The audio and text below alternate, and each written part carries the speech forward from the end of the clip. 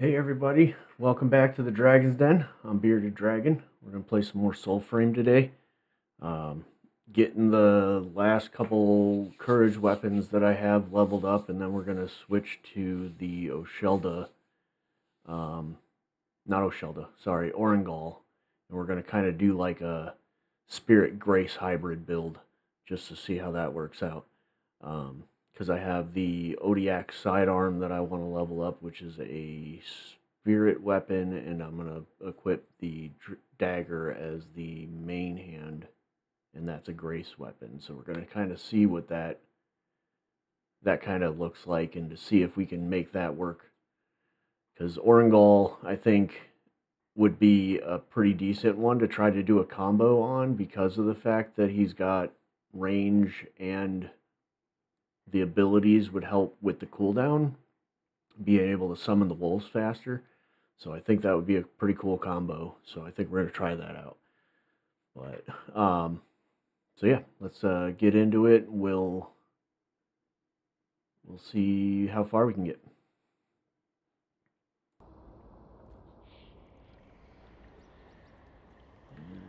First of all, I know.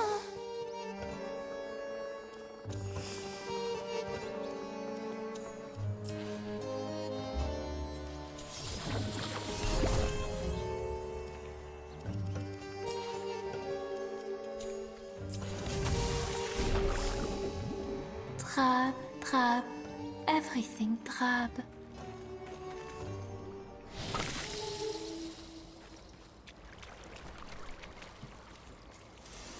I don't think we're going to mess around with Koga too much today. I think we're just going to kind of run around. I actually wanted to... I don't remember when I swapped over my class, or my faction.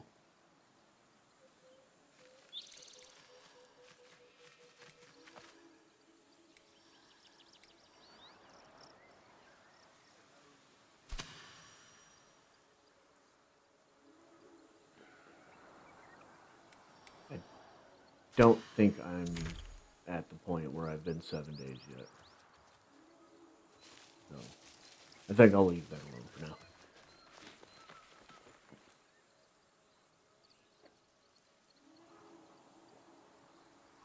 We are on the 20th episode, though.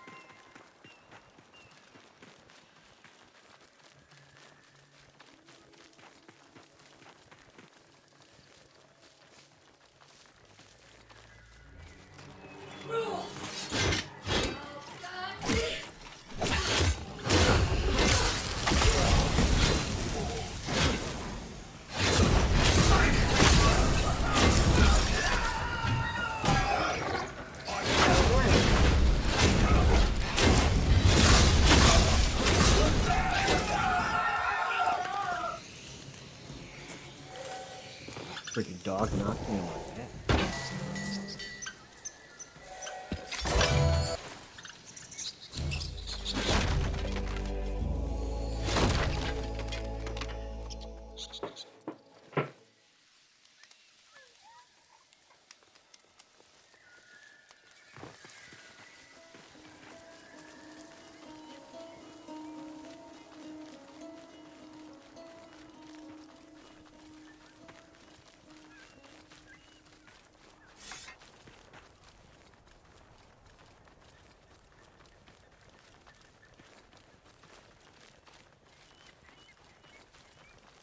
Trying to work on my posture. Trying to sit better when I'm at the computer, because I have a bad habit of doing this. And it hurts my back after a little while.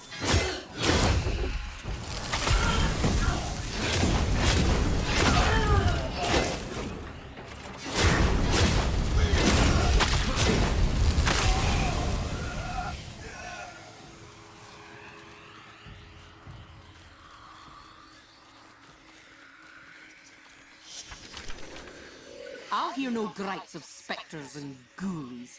Now finish your rounds. Frightened by some lingering magics. In the spirit for a haunt, ghoulie?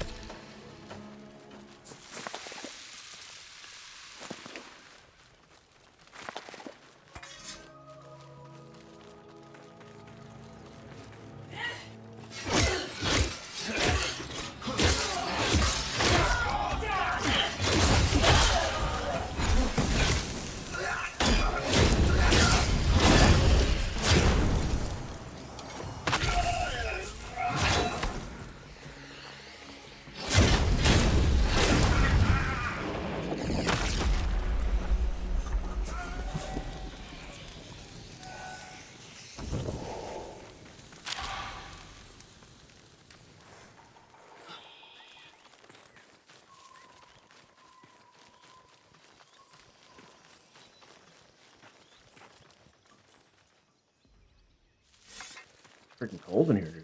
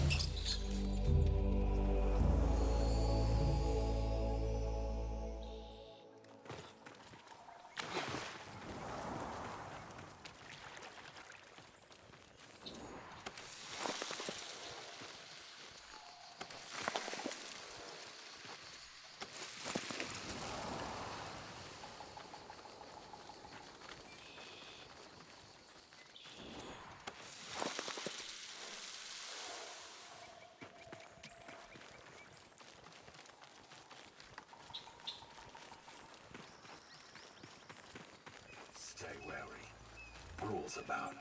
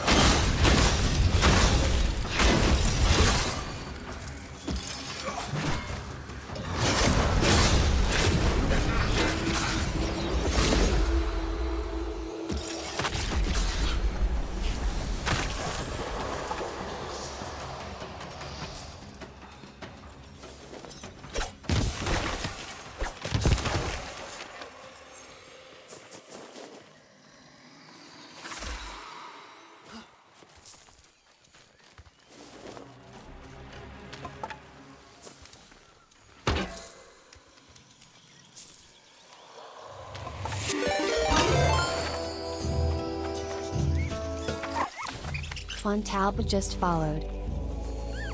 Thanks for the follow, bud. Appreciate it.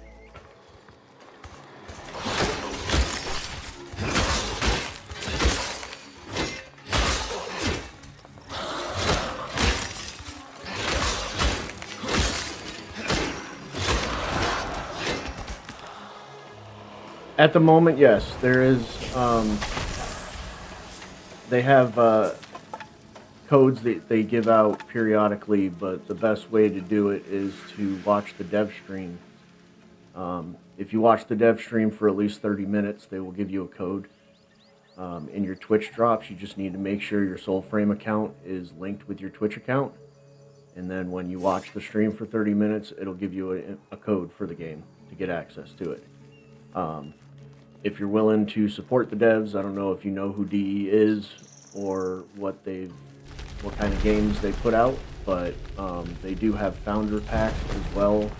The cheapest one is $29, I believe, and it gives you a wild version of the starter packs.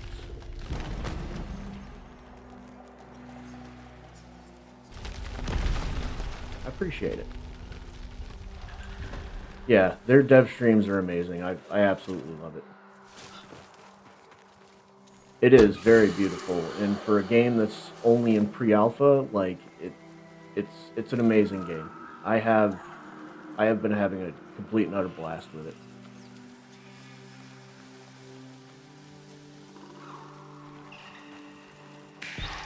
But yes, there's all kinds of different packs, all kinds of different weapons. I don't know if you're familiar with Warframe.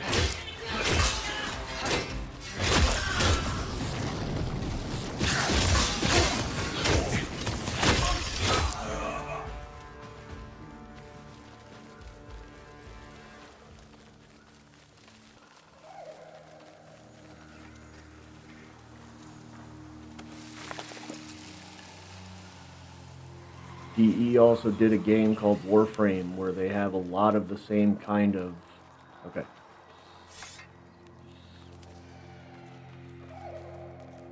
Yes, it is. Warframe has been out for a long time though, so a lot of people have a hard time getting into it, just mainly because of how overwhelming it is. But this game has a lot of little things kind of like that game does. Yeah.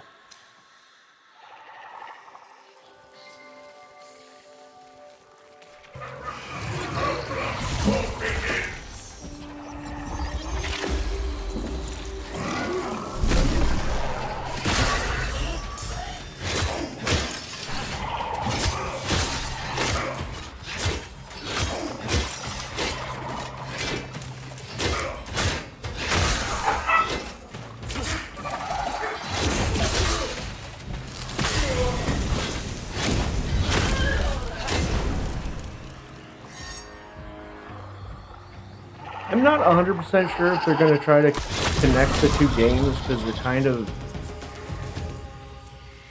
they're kind of on like completely different. Like this one's more of like a almost like a medieval steampunk kind of game, whereas Warframe's like very high tech and very mechanical. So I'm not 100% sure. I know that they've swapped over and they did release a weapon in Warframe from Soulframe. Yes, it is. So I think it would be pretty cool, because like the ode to me kind of seemed like a early generation Grenier. You know what I mean? Like, so I wouldn't be surprised if you do see some crossover stuff. I just don't know if they're going to do it in the story. I think it would be pretty cool, because I loved Warframe. I loved the whole style of Warframe, which is one of the reasons I played it so much. Because I played Warframe for like probably a total of 5 years, on and off.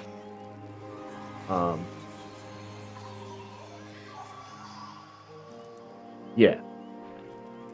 But this game is a lot more open world. And right now I'm going into my Nightfold, which is basically your base, which you can do at any time, which is pretty cool. So you have your crafter, you have your little potion maker, as well as the person that customizes your gear.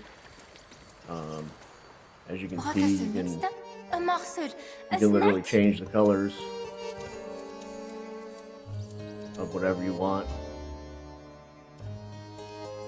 So it is kind of cool. I absolutely love the way they've done this game so far. Yes, you melt into the ground. something I said. It's like an ethereal trust fall.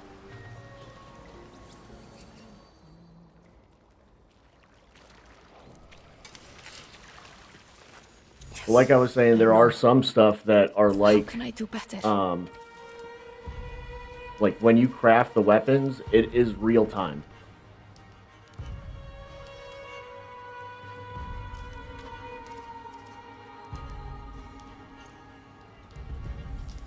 So you have all different kinds of weapons. You got swords, bows. With Amiactus viper. These are like a wrist-mounted magic weapon, which I absolutely love. They're probably one of my favorite sidearms. You got swords and shields. You got these like fey blades that are like kind of like throwing daggers. Pole arms, kind of. Fairly made. Magic but staves. quenched too soon. Bows. This is more of a pole arm. Sidearm daggers. Like, there's all kinds of stuff.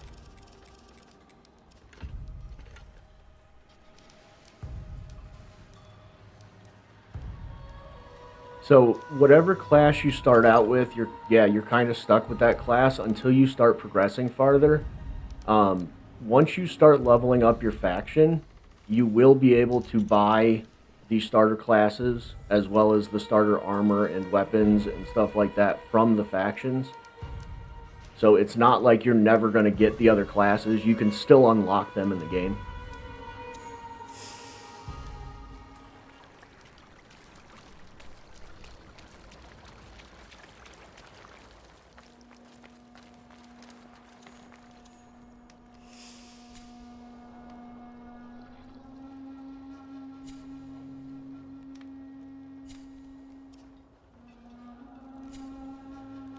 And then these are the packs. Yes, yes. So these are the normal starter classes. I have the wild version of all the starter classes, but this is the Siren, which is the bow user, kind of like your trickster. She can turn into a butterfly and backstab people. They have a decoy that shoots out with like a big bobblehead. It's actually really funny.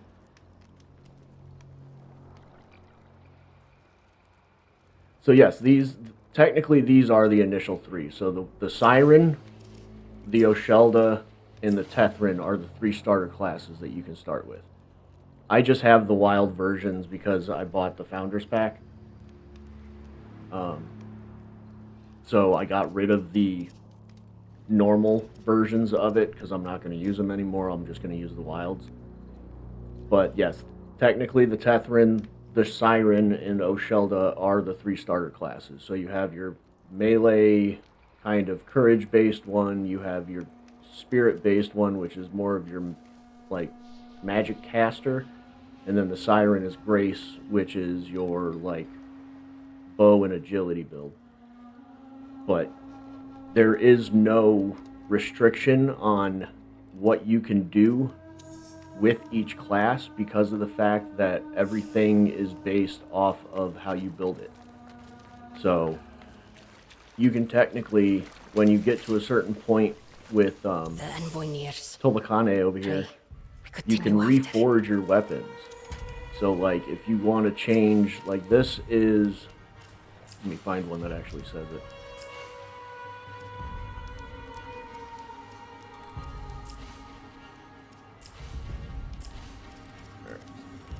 Show me one that actually says. Quenched too soon.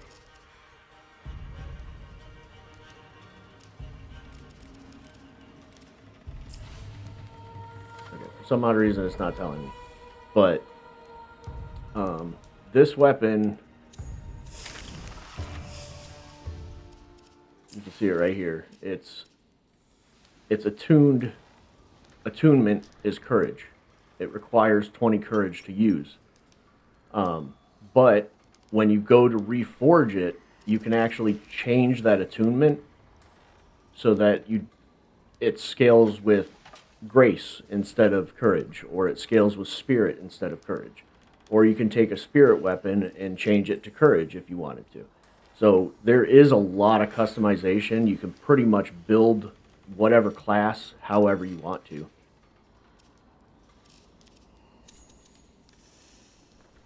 It's pretty cool. I absolutely love it. I accidentally changed the detector arm.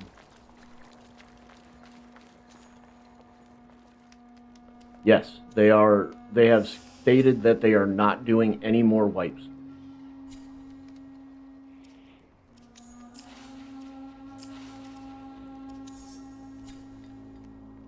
So if you get it and you play it, you can choose to keep your account if you want to. They are going to do a voluntary reset if you want to. That doesn't mean you have to, because there are going to be stuff that changes periodically from here till the beginning, until it fully releases. Obviously, it's still pre-alpha, but if you choose to, you can reset your account when the game fully releases, or you can just keep what you have and just continue playing.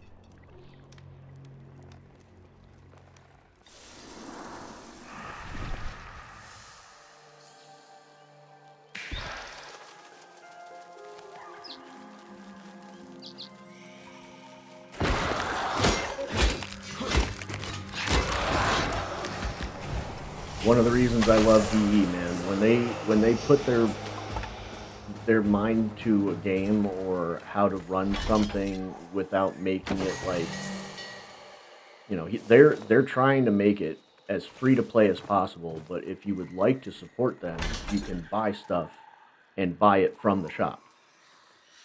So they're not making it to the point where you have to buy something in order to, you know, have a better pack.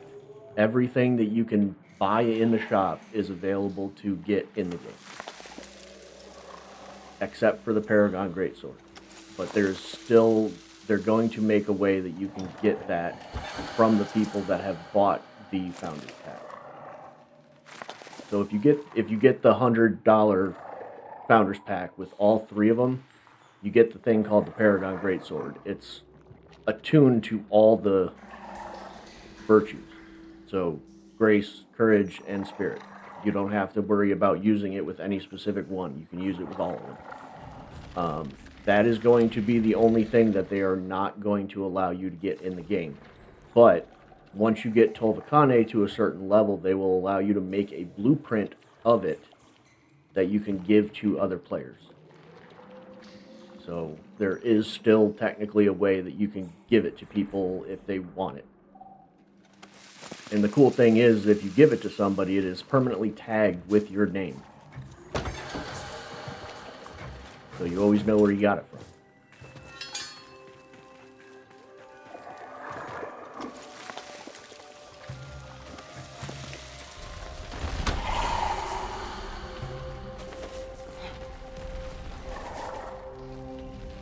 Yes, I've been playing this for about a year now. Yes, the guide is pretty cool. And he's fully customizable as well.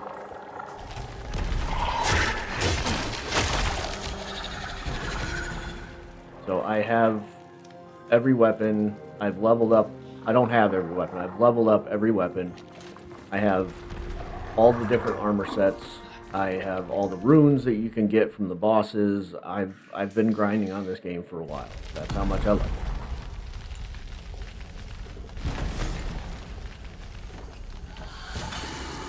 I'm pretty sure I have like 3 weapons that I haven't fully leveled up yet, out of all the weapons they've released for the game so far.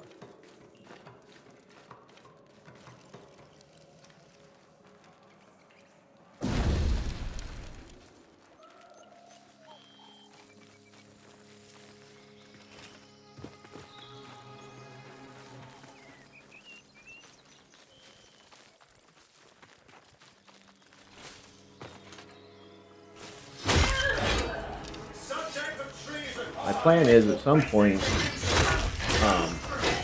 once I start getting a little more people following me, and once I have a little more viewers and stuff like that on a normal basis, I'm going to do like play with viewers kind of thing, where I'm gonna, you know, run some couple people through some dungeons, through some Koga bosses, whatever they need. You know, I'll run some people through some stuff for about an hour, and then, you know, see if a couple more people want to join. Half my shares, there's not a living ghoul around. So that is the overall plan eventually. Is I do want to help people out to, if they're having trouble with stuff, or if, you know, they haven't been able to beat a certain boss or something, you know, just whatever the circumstance is, I would like to eventually, you know, help them out, help other people out, try to help people understand how the game works in certain ways, and so on and so forth. Exactly. Yeah, there really isn't. I mean, there are people that have been doing build guides and stuff like that, but there really, honestly, is no one way to build a pact, or even like a specific weapon you have to use for a specific pact. You can pretty much build it however you want, which is one of the reasons I love the game so much. I mean, I've literally been running around just leveling weapons and stuff like that, and I've been using different kinds of weapons with different packs, and just trying to level and trying to enjoy the game and show people different stuff while I play.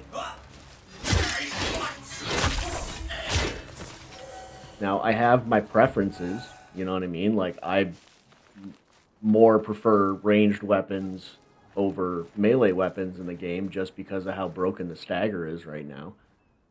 But it's really like, you can't, it's not like you can't use whatever you want. If you want to use a bow with a courage build, go for it. You know what I mean? That's why they have all different kinds of attunements on all kinds of different weapons. For that reason. And you can always change it up.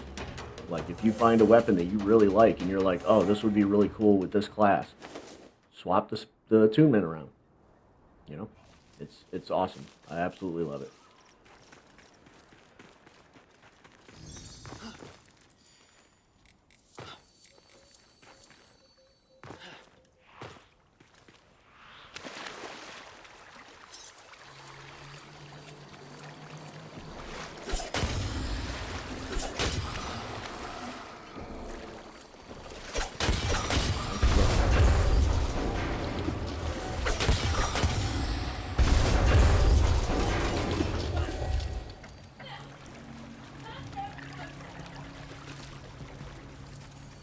Oh, they are planning on it. I mean, have you seen what Warframe's done in the last 12 years?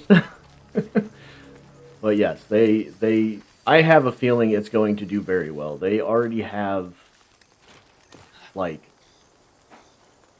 I think 500,000 people in the Discord.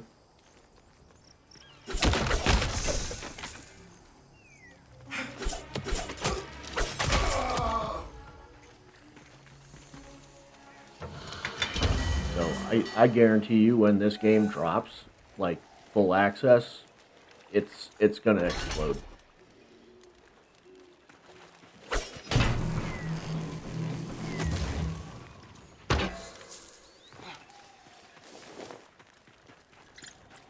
But that's the biggest thing right now that's holding them from fully releasing the game, is not only are they, like, working on a lot of stuff, but they just don't feel like there's enough content in the game to release it quite yet.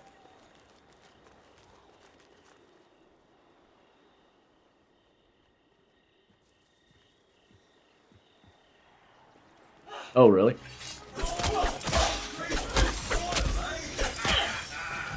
I didn't know they were bought by anything.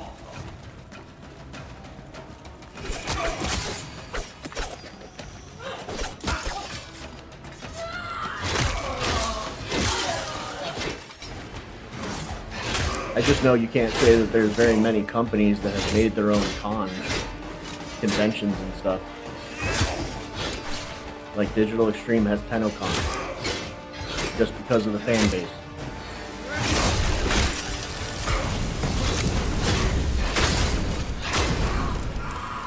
Which, in my opinion, is freaking amazing.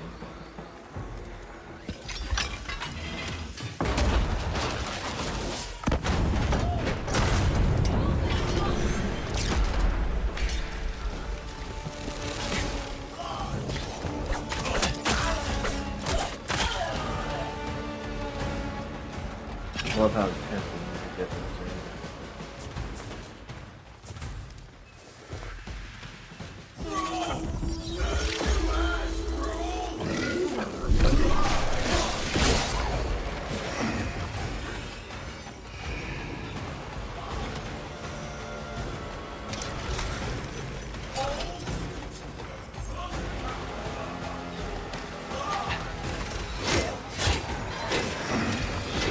Oh my god.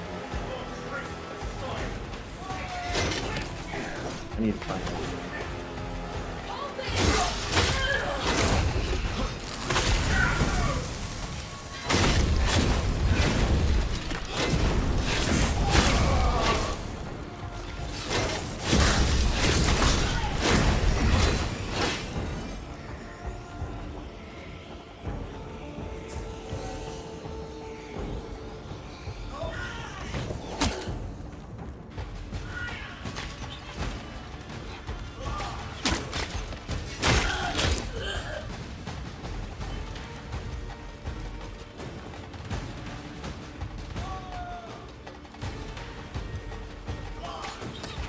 Yes, they do have their own team working on Warframe. That doesn't mean that they're not taking stuff as they figure stuff out on this game. They're kind of implementing little things in Warframe as well, and vice versa.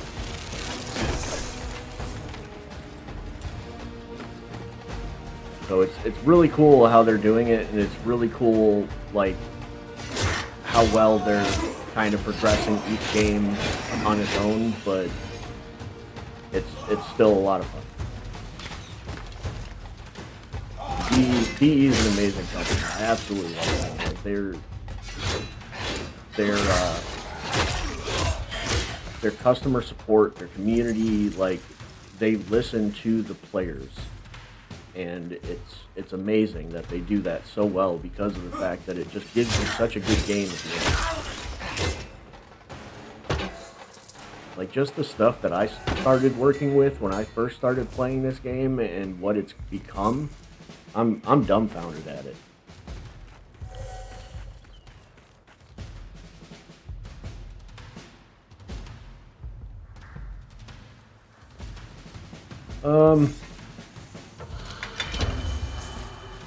Honestly, it really just needs more story stuff. Is the biggest thing that I feel is missing. I would really like to learn more about the world and how it all works and everything like that with the Ode, because they kind of have released. There's like 5, 6 maybe little story quests that kind of bring you through these little scenarios, and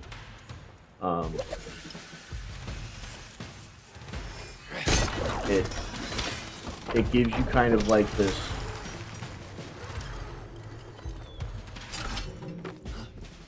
like what's the word? It kind of gives you like this intro into the game and like what they're trying to do with it, and then like it doesn't really have much else other than that. So that's honestly the biggest thing that I wish they would like start putting more, or not necessarily more, but like just more fully like fleshed out story stuff, like explaining like what exactly is going on in the world. Because you can find little snippets and stuff like that kind of around as you go through the world, and you find little letters and you find little stuff like that, and there's like murals in some of the dungeons that you can look at that kind of give you a little bit of a backstory of what exactly happened to certain stuff, but it really doesn't give you much, you know what I mean? So it's not like it fully like tells a story, it just kind of gives you an idea of where the story came from.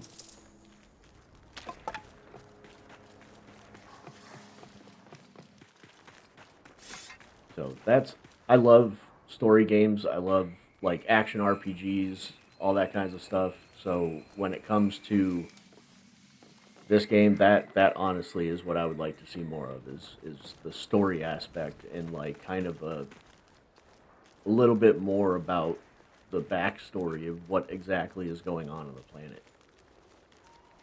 Because like we know that the Ode are here and they're like destroying the world with their machines and you know, terraforming and all that kind of stuff, but we don't know why. And we kind of have like a small grasp of where the envoy came from, but not much.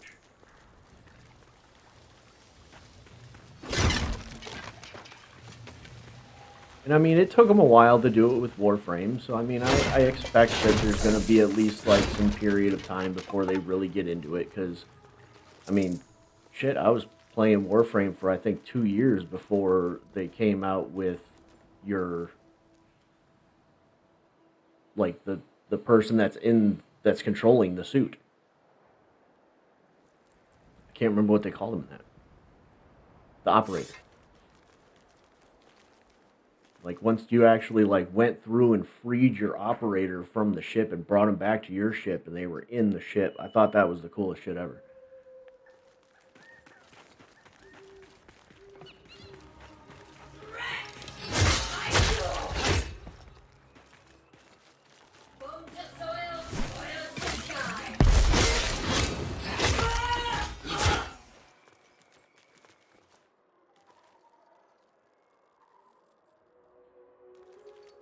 They're not available at the time.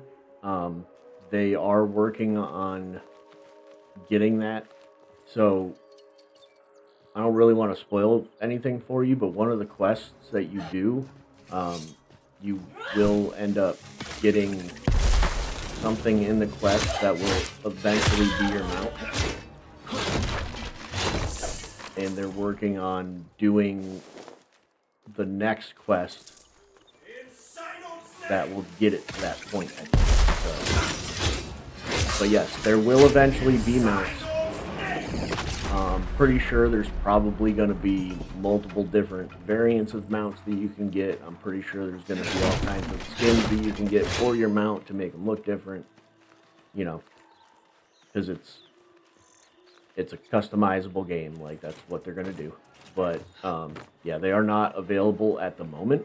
The closest thing you get to fast traveling through the world is the Webbitwood seeds, which, if you look at the map, you can see like a little seed marker. As long as you have a seed, you can technically hold the button, it'll let you teleport to the trees that you've uncovered. So that's like the only kind of fast traveling that they have, and they're trying to make it so that it's not, you're not overusing it. So there's an item that you get in your Nightfold that you use to fast travel. So it's nice. I think they did a good job on it, but I still think that there needs to be like a better way to travel. That you have to unlock them. So all of these trees you have to go and find when you first start playing to unlock the map. So once you find a tree, it'll unlock a certain portion of the map. You find another one, it'll unlock another portion of the map, so on and so forth. So after you find all the trees, you can teleport to all the different trees. Which is nice, because sometimes it takes forever to get into this upper area. So, you know, just pop up here, go over into the swamp area, fight some enemies, do whatever you need to do. Because I used to, like, there's a boss down here that you fight. And there's a boss way up here that you have to fight. So to try to do a full Koga run with all of the open world bosses takes a really long time when you're just running on foot.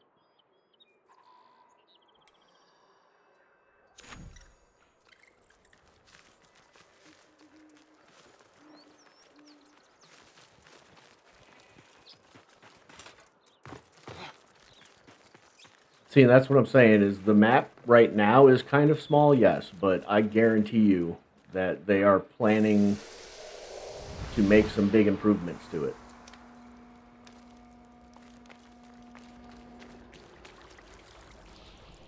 Okay, so this right here, this plant, this is where you will find your webbit seeds.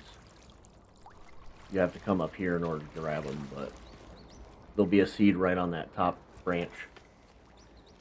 And you just grab it, and that'll allow you to start teleporting. I wouldn't do it very often. I don't do it very often just because I like the whole... Yeah, I love the water in this area. And this is kind of your base.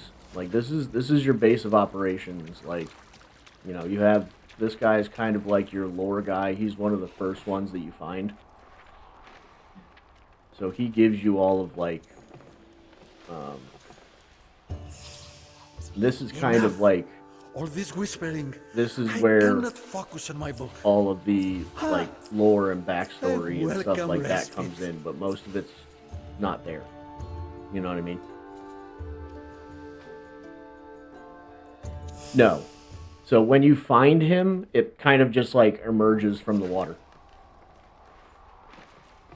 Same thing with these two. Once you find your blacksmith and bring her back here, it kind of just emerges from the water and you unlock it. They don't have really customizable building stuff yet.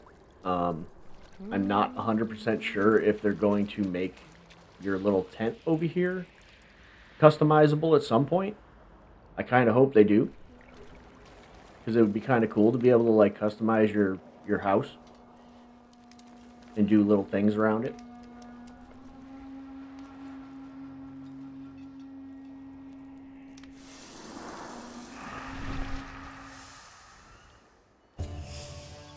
But on the map, you can actually, like, in the fog, you can see other areas that they've already started.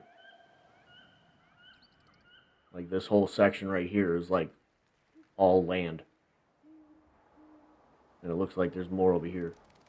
So, my biggest question is, are we going to get to build a boat?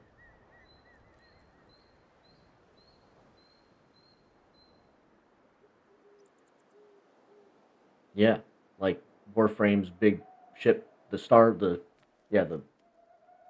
Rail? I think it's the Star Rail, right? Like, I want a boat. I want to be able to sail across the water, like fight pirates, whatever. I think that would be awesome. But with, like, you can see this island, like, it's kind of an island. There's water all around it. This is the only section here that actually looks like it connects to the other part that's fogged out. So it's like, are we going to have to build a boat and sail to other areas as they unlock? There's so many questions. So many questions. But that's the thing that I love about the game, is it's like, it's the possibilities are freaking endless of what they can do with the game that they have right now.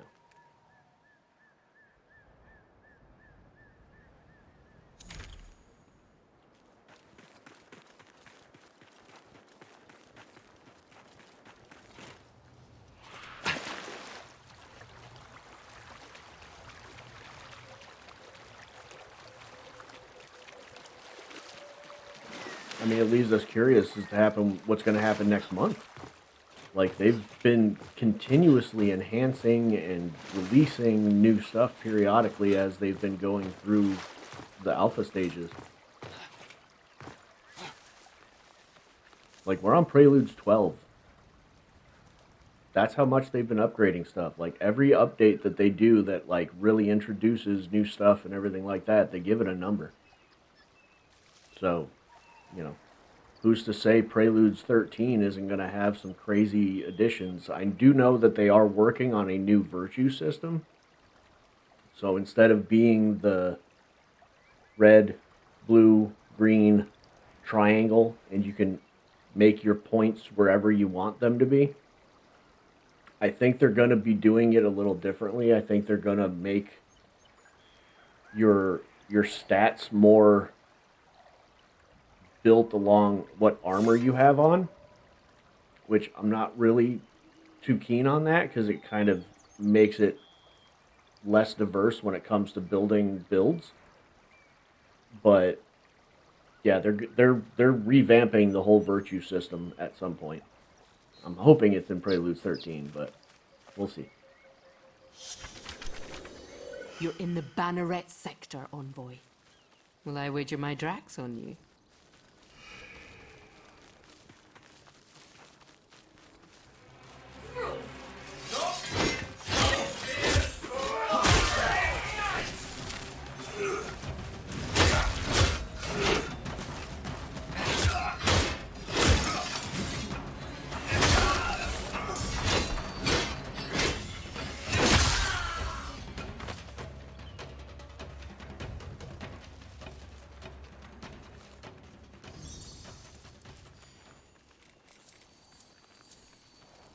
Yeah, I'm really hoping.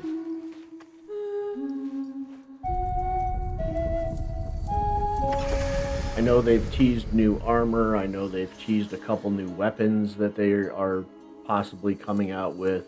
I'm pretty sure in the next Preludes they're going to have more character customizations. Like they're going to let you pick your hair, change your tattoos on your face, stuff like that. So you'll have like a little bit more customized character than your friend. You know what I mean? So they are going to be releasing a little bit of customization, so you can kind of change your hair, change your tattoos, all that kind of stuff. Okay, so the flute, those little statues that I just did, if you look above my health bar in the bottom left corner, there's that little like sun icon. So that's giving me a courage boost for 10 minutes. So those little statues that you find all over the place is your little like buffs. Now you can also use the flute to tame wild animals. And when you tame the wild animals, it gives you a cute little cutscene if you do it perfectly.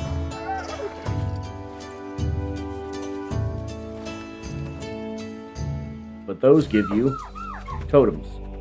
Totems are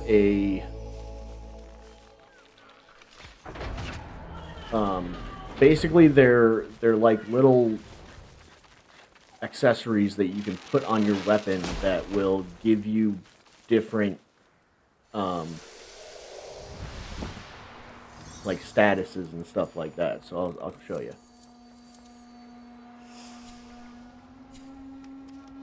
So like when you go in, these are your runes. The middle one, which that's what makes my sword light on fire the way it does. Those you get from the Agari, which are the sub-bosses around the open world. So like you can go around and like fight the Agari. It has a chance of dropping these for every single type of weapon. So you get one for the staff, you get one for the Fey blades, you get one for short blades, you get one for long blades, you get one for the great sword, so on and so forth. But then the totems are what you actually have to find animals around the thing. There's 3, 4, and 5-star totems. So the green ones that you're seeing right now are 3-star. When you see a purple one, if I even have, a purple one, that is a 4-star. So like when you go to grab them, it's going to have like these little leaves around it. The 3 leaves are the easiest ones to catch. They're going to be your normal green ones. One will have 4 leaves, which are the purple ones, which are just an upgraded version of the other ones. And then you'll have the gold ones, which are the 5-leaf ones. So I just call them 3-star, 4-star, and 5-star, because that's just what I'm used to. I've actually been calling the 5-star ones shinies because a lot of them have like a different color variation than the other ones. So like the deer are like almost white when you find them, so you can kind of pinpoint them out a little bit better. So like when you see a deer kind of running, you're like, ooh, that's a 5-star, I need to go get that. So some of them are really easy to spot, some of them are not.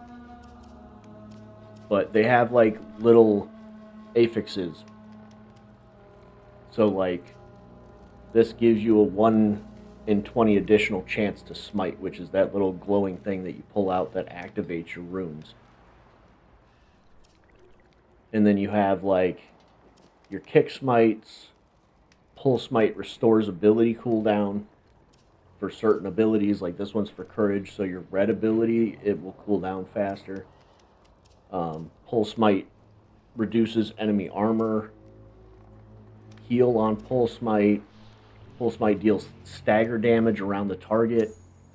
And then you also have like the attack ones, which are like increase on dodge attacks, increase attack speed, throwing your weapon slows enemy movement, throw damage, attacks reduce enemy armor, heavy attacks bypass armor. So you got all kinds of stuff trying to like basically make it so you can fully customize what you want to do with the weapons that you're using.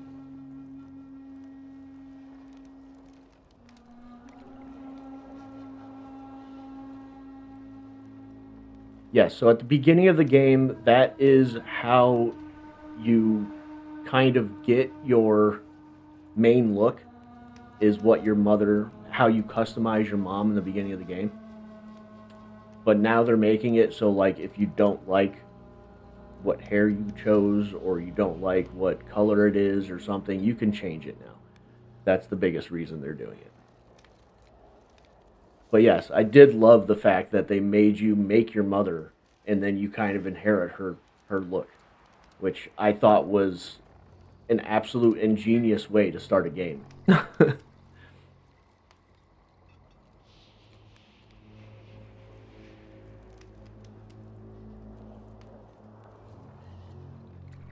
Yeah, so I think of them as runes, but they're not runes because technically the rune is the center one, but like I think of them as little things that you put onto your weapons, like gems or something. And that's like it gives you that extra thing on your weapon to make it more powerful or, you know, help you do certain things. Like if you feel like the great swords attack too slow, so you put the attack rune or attack speed totem on there to make it attack faster, so it helps you out a little bit better. So I find it as a way of like tuning your builds just that extra little bit to make it better when you actually get to this point. So it's a really nice addition to the game because they didn't have this when I first started playing. They came out with this a little while ago. I think it was Preludes 11 is when they came out with the totems. So I thought it was a really cool idea, and I thought it was a really neat addition to the game because it kind of allows you to fine-tune your weapons a little bit better. So, but yes, those are the totems, and they can be and will be a pain in the butt to get sometimes because I still don't think I have ever found any that are like a gold attack rune, which I want, but I don't know if they're gonna. I don't know if I'm ever gonna find it. They might not even have it, to be honest with you. They might be like, okay, if we give you a gold attack rune, you're gonna be, or attack speed rune, you're just gonna be swinging like crazy. And it's like that's the point.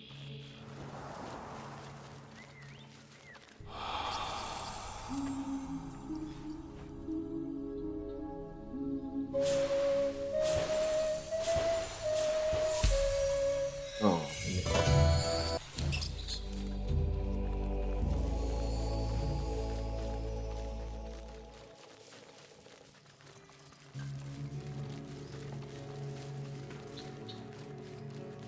Forgot what I was doing for a second. I'm like, oh, I gotta go slay a banneret. 5 commons each. Next kill takes the lot. A fresh prize, Legion! Rump thump.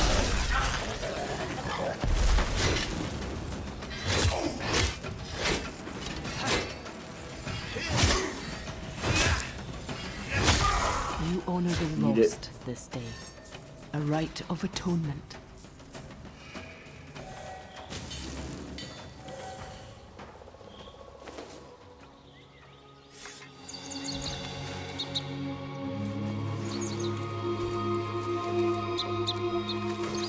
And don't feel bad about mixing topics. I blurt out all kinds of stuff all the time. When I get excited about something, I start talking really fast. So I understand where you're coming from. I'll jump from one topic to another real quickly, and nobody understands where I just went. So I feel you.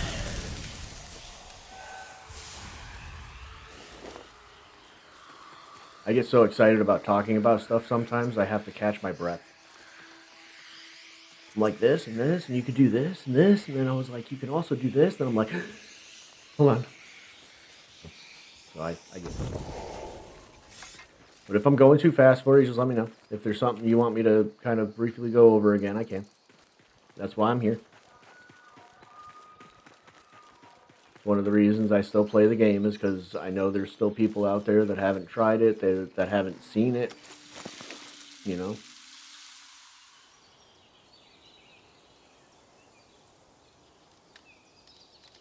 Seed beds?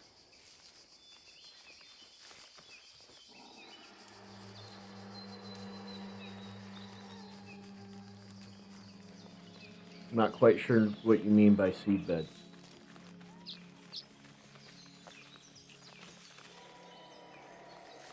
Are you talking about the garden?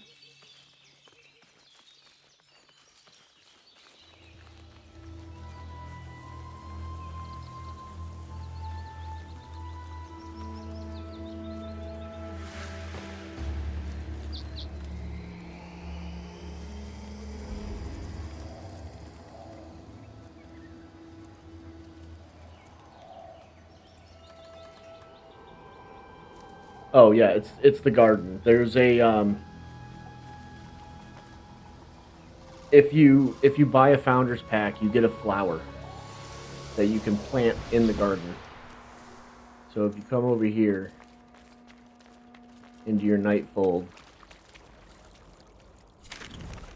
and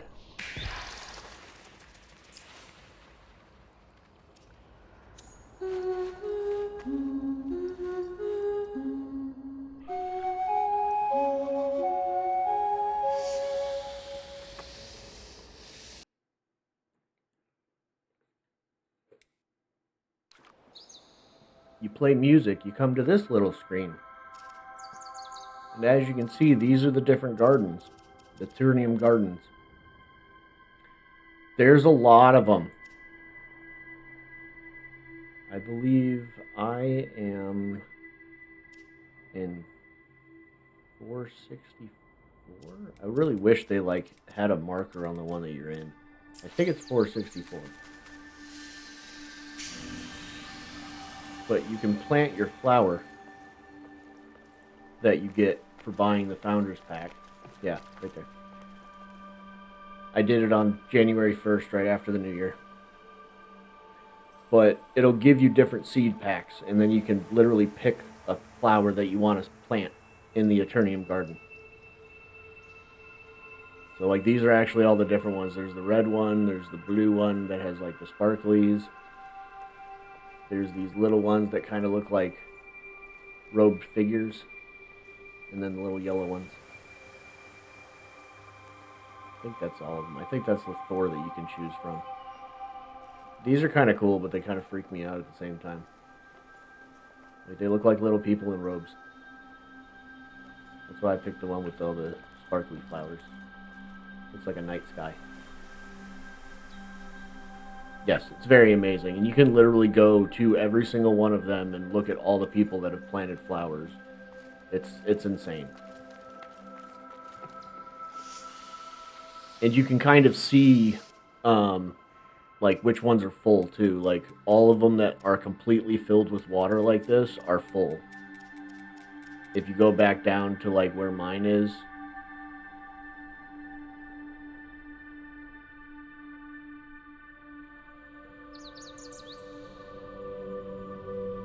yeah, you see how some of these aren't completely full yet? So there's still space in these ones.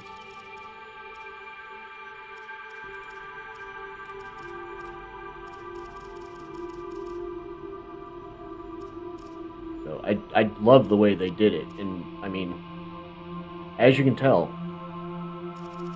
There's 516 garden plots right now. That's a lot. And I think each one can hold like 20 flowers? Maybe 30, I think. So, I mean, that gives you an idea of how many people have already bought founder packs.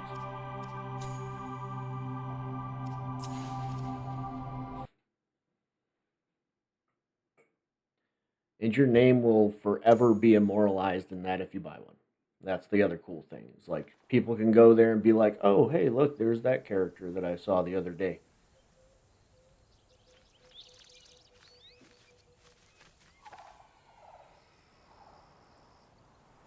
So it is really cool.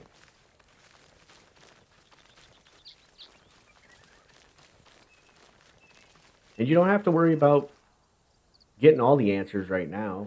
I mean, you followed me. You'll get notified whenever I go live.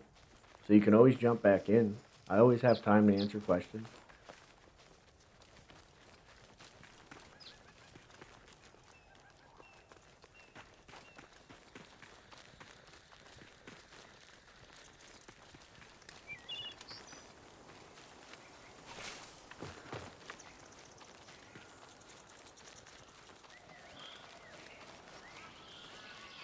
And like I said, if there's ever a time when you're playing the game and you need help with something, and if I'm streaming, you can jump in and I can, get your little name on the server and we can jump in together and I can help you do some stuff if you need to. Why I'm here.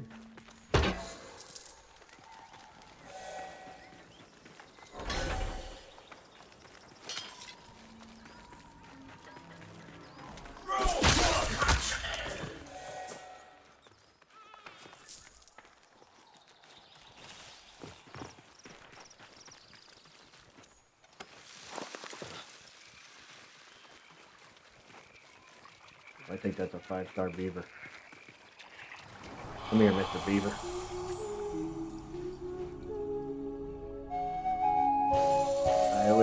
Oh my Jesus. I always miss the freaking B button for some reason.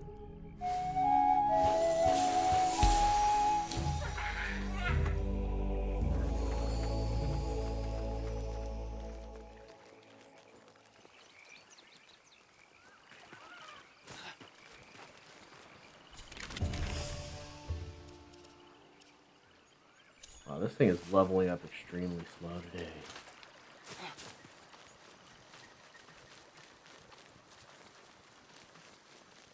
Probably because I didn't go into Koga this morning, or when I started.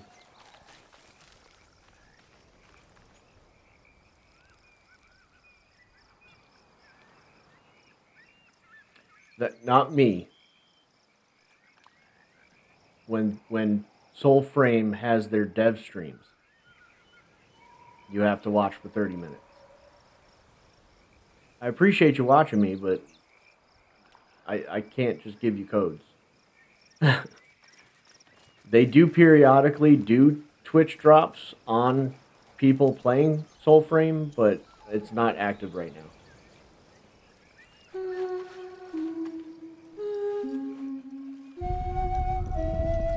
I'm sorry if I misled you. I was talking about the Soulframe devs. You have to watch them do their dev stream for 30 minutes, and they will give you a code. I don't have the authority to give out codes. I'm sorry.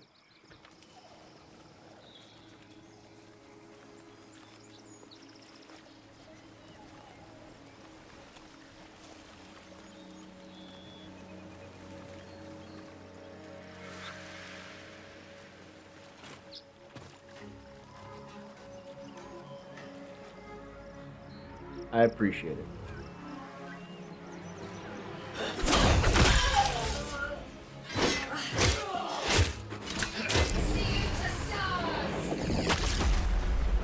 I'm a pretty new streamer, so any follows helps.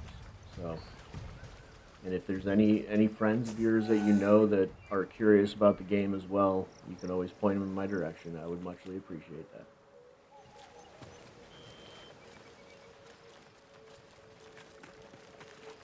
But I do appreciate you chatting with me for the last hour.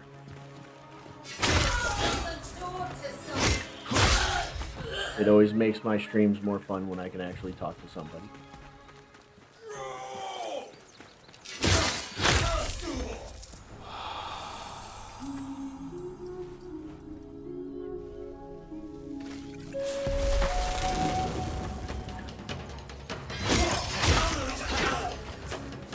Here you interrupt the music.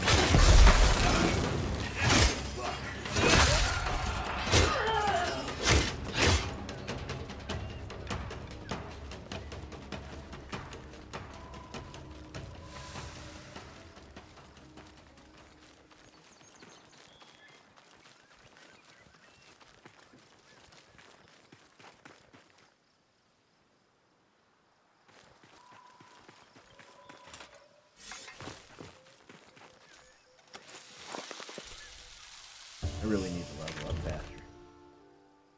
I'm gonna come up here. Ancient roots from which you've grown, voicing seed, take us home.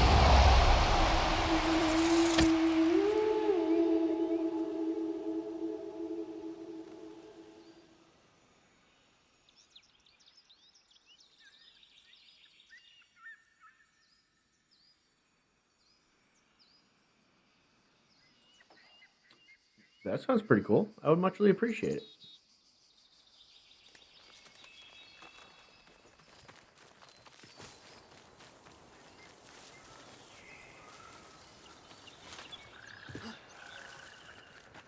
Yeah, I've had quite a few people that drop in and were like, "Hey, how you doing?" Blah blah blah. Because like they're curious about the game. They're like, "We like helping out small streamers, so we like to come in and see how you're doing."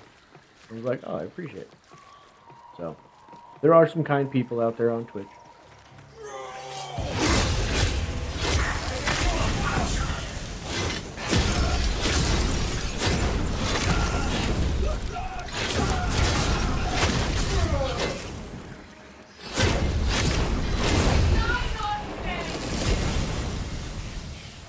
No exploding for you.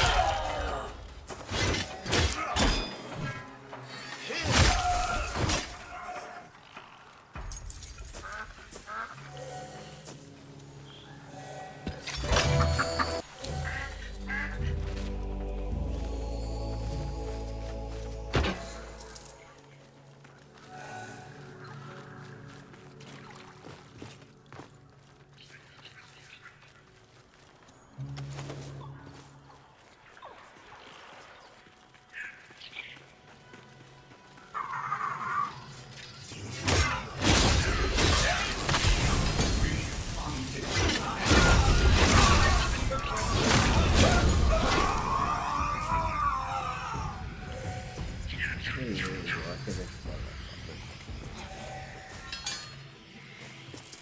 that. One more to go, and I'm gonna switch my build up.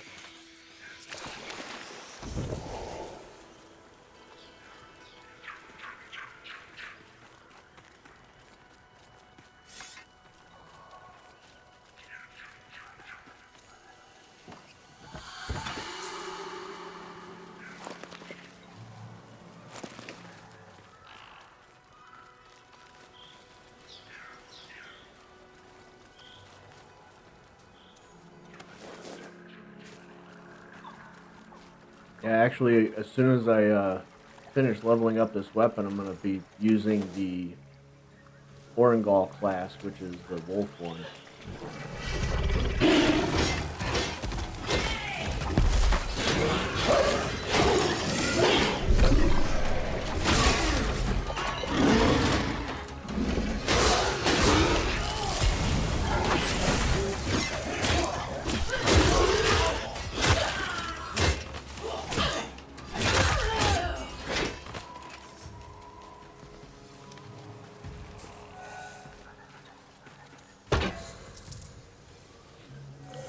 Right now I'm playing Diablo 4 just on my free time, but that's pretty much it. I haven't really been playing much at the moment. I've been really into this game, so, and when I started streaming, this was like kind of the flagship that I wanted my channel to be launched on. So I've been pretty much just solely playing this while I stream for the most part, but I do dab in some Diablo 4. I also just got done playing Cloudheim. That's a pretty fun game.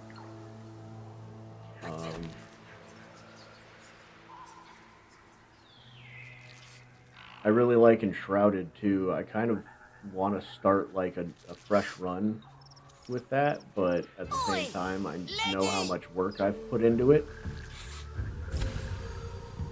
and don't really want to start fresh.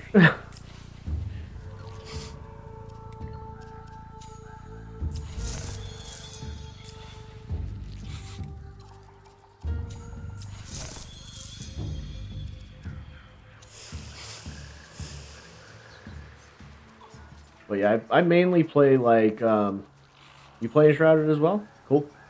Yeah, it's a very good game. I absolutely love it.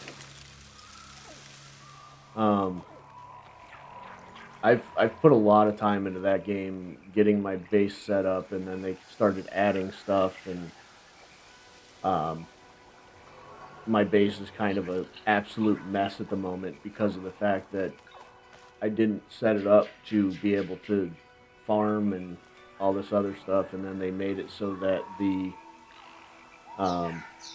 your villagers and your crafting people and stuff now need houses, and I didn't have anywhere to put houses, so I just threw a bunch of beds in my basement, so it's a cluttered mess at the moment. So I told myself I wouldn't go back until I was ready to build another base, and I haven't been ready to build a base yet. So, but I also have been thinking about starting a fresh playthrough of that when it comes out in 1.0, because it's technically still early access, even though they've been coming out with update after update after update. Yeah, I haven't played the new water update yet. I was like level... I don't even remember what the level cap was before. I think it was 30. I got to like 35 when they increased the level cap and came out with the snow area. I played in the snow area a lot, but those guys are hard. I was getting my butt kicked.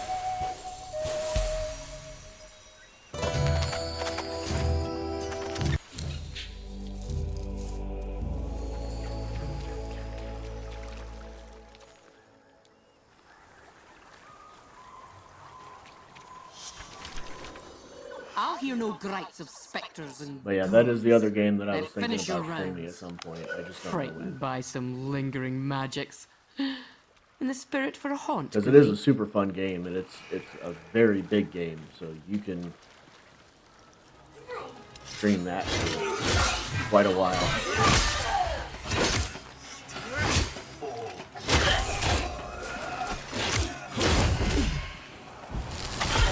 You honor the lost this day. A rite of atonement. But I like being like a magic archer, and like I just wasn't doing enough damage when I was doing that, so I swapped over to a like warrior, and even as a warrior, I was still getting my ass kicked. So I'm like, I don't understand. I don't know if I'm doing something wrong or if I'm just not doing something right. I'm just very curious. Oh, I thought I did a few, so apparently that was the one thing. I play on Steam. I do have a PlayStation 5 and an Xbox, but I don't really play on them very often. They're mainly for my kid. I have a 14-year-old son. But he also is more into computer games than anything. He pretty much solely plays Roblox.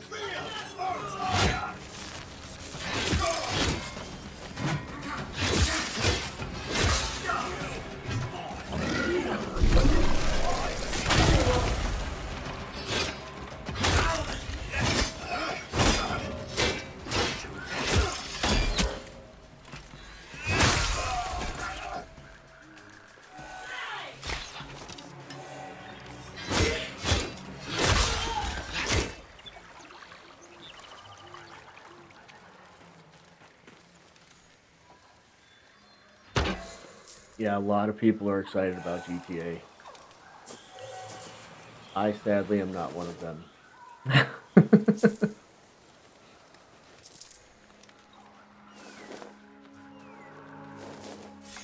I was very not into the last GTA game that they came out with. I used to like the GTA games. I've played pretty much every single one of them at some point or another. But I don't know. There was something about that one. Couldn't get into it.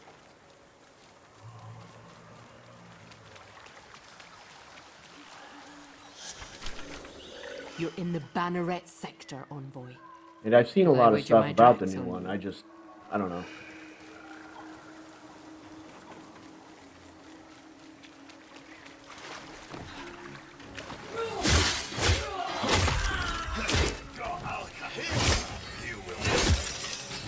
I'll probably still try it at some point. I'm not like, oh, I gotta have it like most people.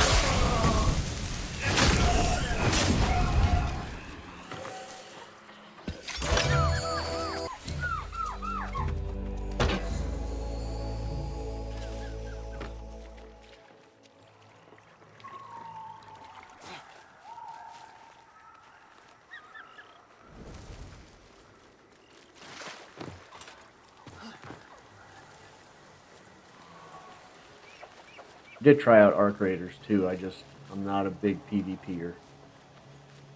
I'm not good at PvP games.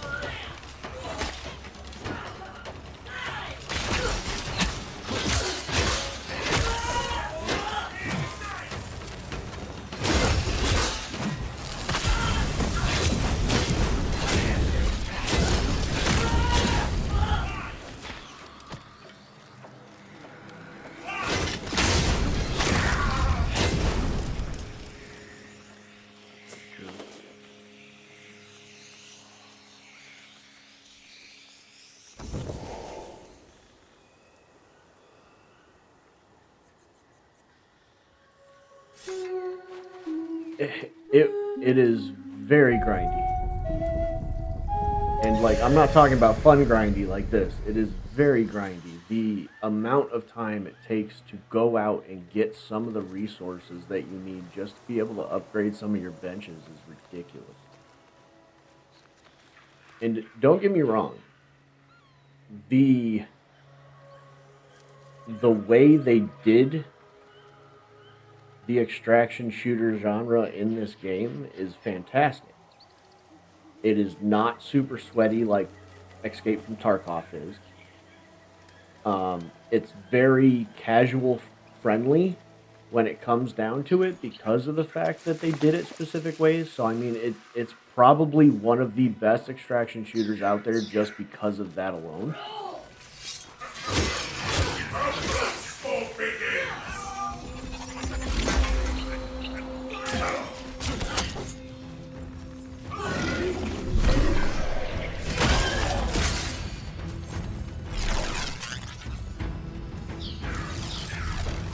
That's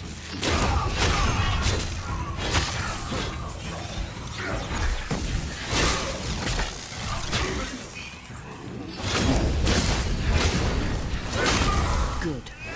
Let each loss weaken Synod's claim over these lands. Our lands.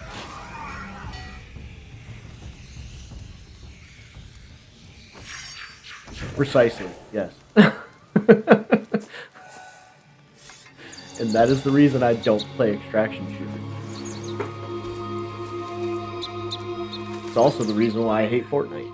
Because, like, you literally buy skins to put on your character that you'll use for a week before you buy another skin that you can put on your character. And it's like, you go in and you find all these really cool weapons, but you don't get to keep any of them.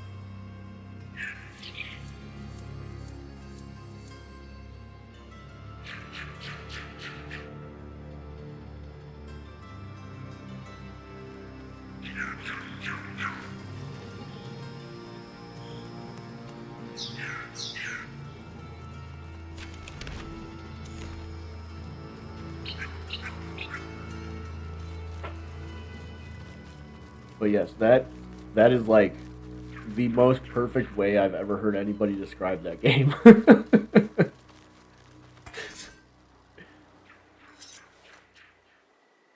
Exactly, which is why I love RPGs. I love action RPGs. I love the progression. I love the leveling, the progression of being able to like craft newer and better things all the time. Like that's one of the reasons I love RPGs. And when you put me in a game that I spend time getting stuff and then somebody comes out of nowhere, goes, "I'm friendly," and then shoots me in the back as I start running away, that irritates me.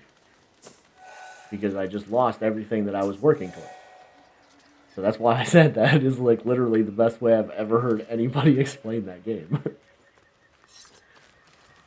It's like going and spending an entire workday with the possibility of losing all your work.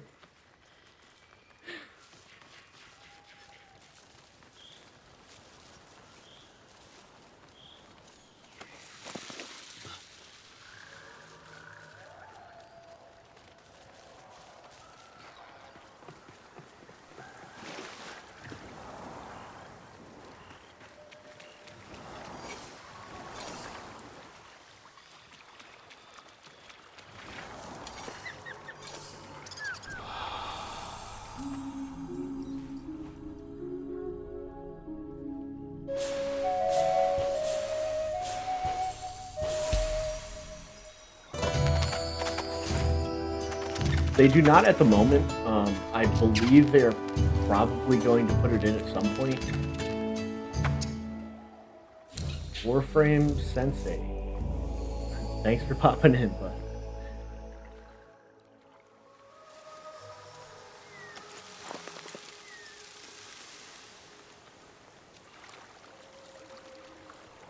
You definitely tell you know who DE is, so you've probably heard of the game.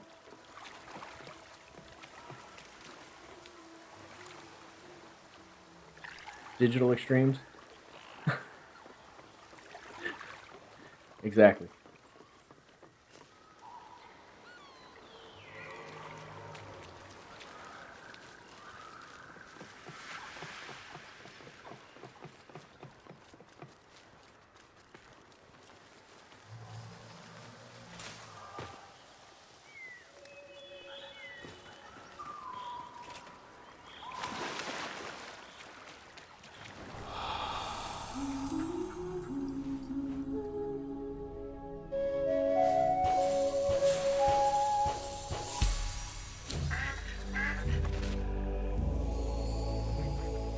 I mean, technically it is free to play. You just have to watch the dev stream to get a code.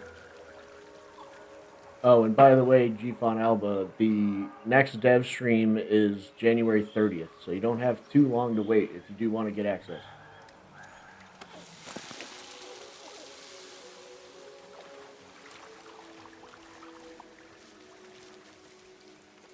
Nice. How you liking it so far?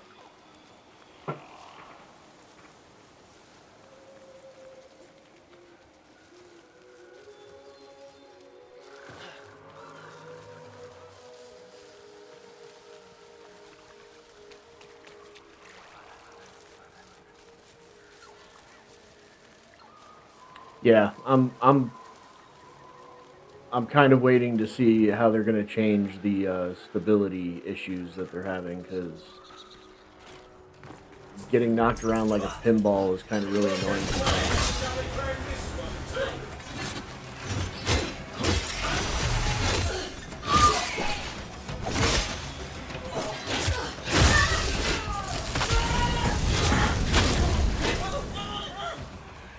As you can see, I'm a dodgy boy. I've learned very quickly to dodge everything because sometimes you just get knocked around. Yeah, they've still got a long way to go, but they've been making leaps and bounds so far, and I'm here for it. I absolutely love everything that they've been doing with the game. I love all the changes that they've made, the little additions that they've put in, like the totem system. Because I really didn't like the moat system that they had. It was kind of weird. Because, like, even when you got certain ones, they were only able to be put on certain weapons, or, you know, and it was weird. It was very confusing.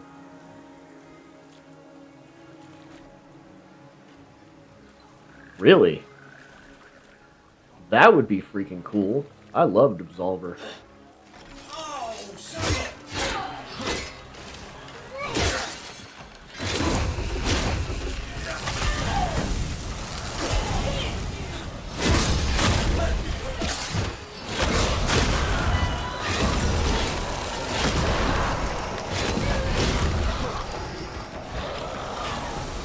Where did all these guys come from?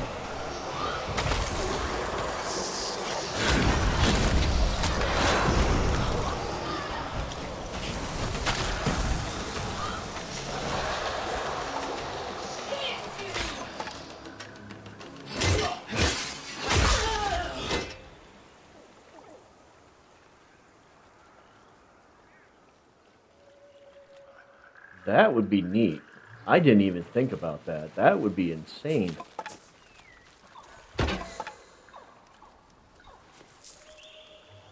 So it's going to be like a move system, kind of like the totems, because you're going to have to go out and find...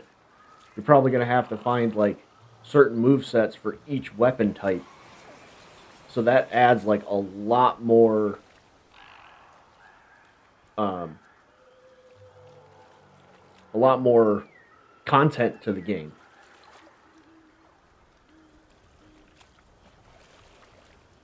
Yeah. That would be cool.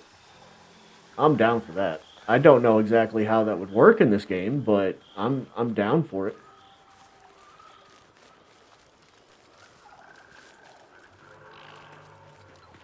Like, that would be changing up that whole system. You too, G-Font, thank you for coming in. Thank you for the follow. I appreciate it. Like I said, if you ever need any more questions, you know when I'm going to go live again, so... Appreciate you stopping in.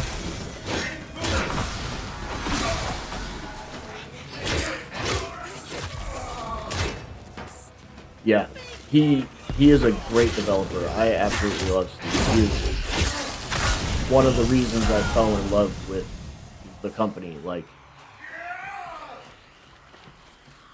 I mean, I fell in love with the company before because of Warframe, but they're just such a good company. They are very community based. They love their community. pay attention to the ideas and gripes that people have to try to make their games better. Like, it's just fantastic. They do such a good job in their games.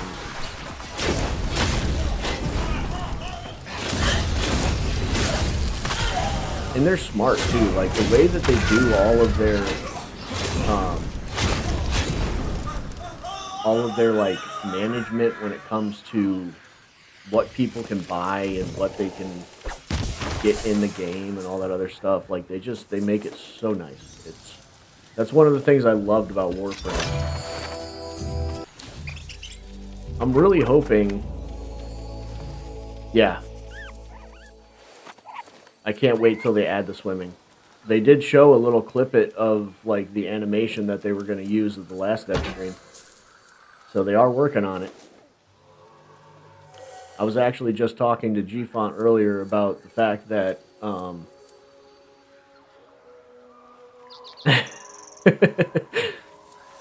I was just talking to G-Font earlier about the fact that like we're on an island. Like the map in this game is literally an island.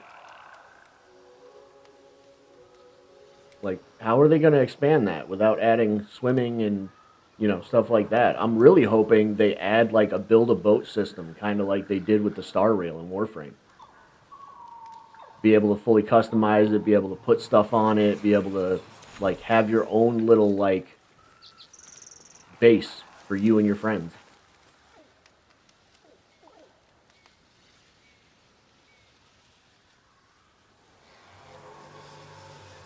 Nice. Yeah, you see, I wasn't... I was aware of the game, but I did not know that they were doing dev streams that early. I caught dev stream 5, I think, is when I first started watching.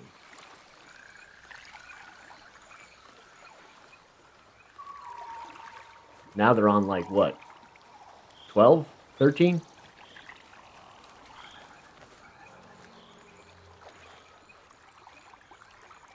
Yeah. I constantly write bug reports, send them little tidbits about stuff they should change.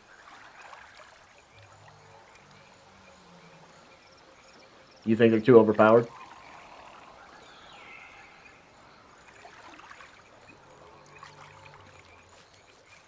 No? Big legs! Yeah.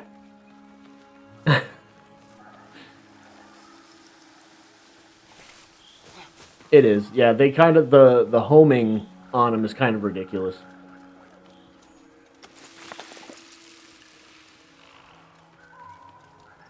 No, not really. I agree with you completely. It doesn't mean they're not fun to play with. It's just, yeah, after so many times of using them, yeah, it kind of gets boring. You just kind of walk backwards and just shoot.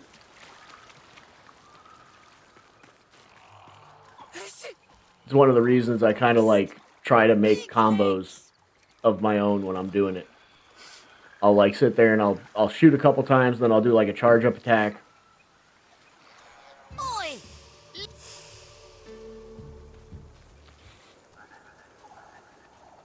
Yeah.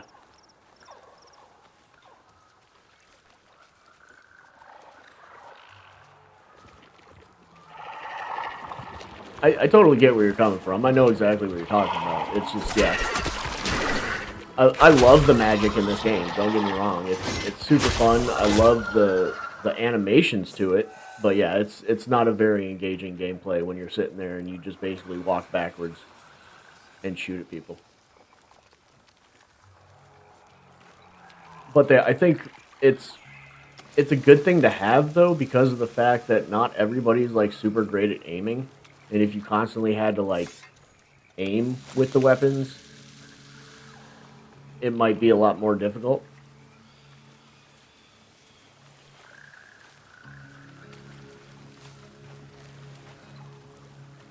Yeah, exactly.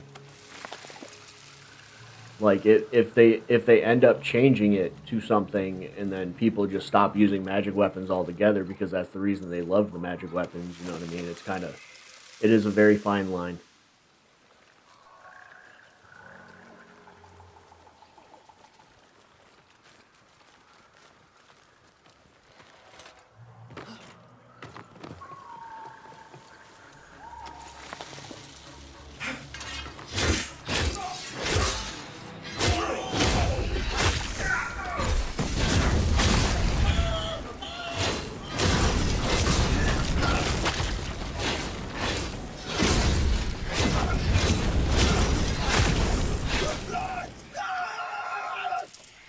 Yeah.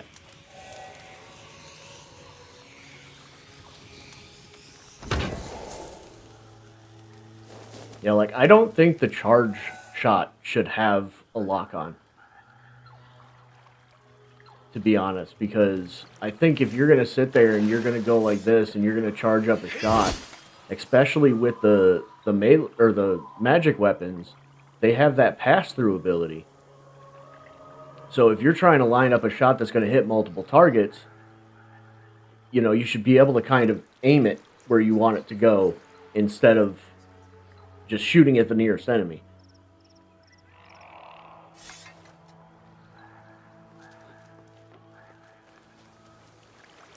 I think it would be cool if they added stuff like that to the melee or to the magic weapons, like, you know, big attacks that you can pull off. Like, that would be kind of cool too. And with that kind of move system, like you're talking about that they're trying to implement for the melee, I think that would be pretty cool to see for the magic weapons as well, because that could add all kinds of stuff. Like you can do like a certain combo and then call down like a lightning strike in the middle of it, or like, you know, bring up a gusher of fire or something like that. Like it would be that's that's blowing my mind right now. The fact that they're trying to implement something like that, like Absolver.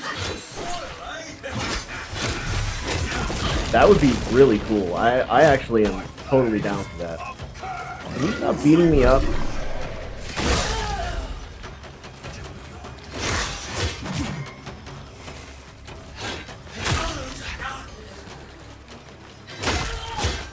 Yeah, bows honestly are my favorite weapon right now in the game just because of how fun they are to play, because you really do have to be precise about how you're shooting and stuff.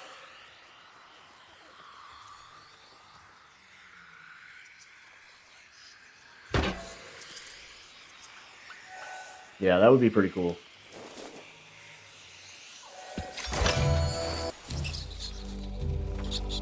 It would kind of make it a lot more fun to play with friends too that way, because you could be like, all right, I'm going to get their attention. I want you to smack them with the big attack.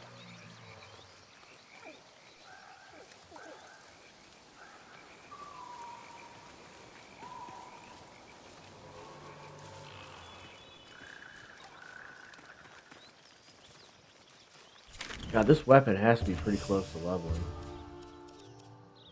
Oh, it's already 30. Gosh darn it.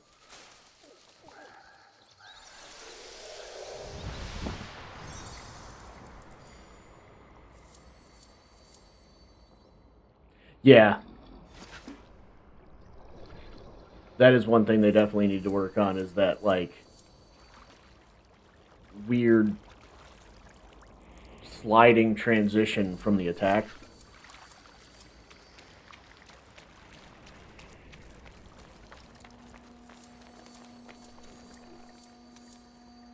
Alright, now that I got that weapon leveled, that's the last weapon I needed for courage.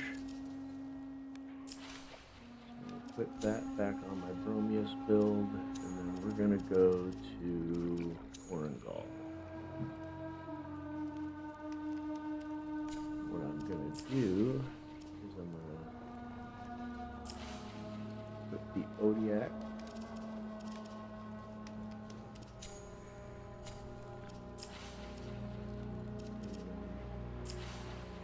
Dagger.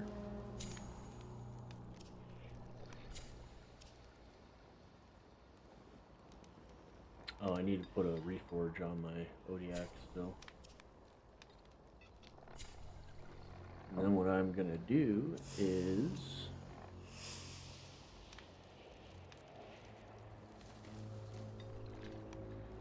yeah, I'm as long as it's camera sway and not camera shake. I don't like camera shake. I turn camera shake off on everything that I do.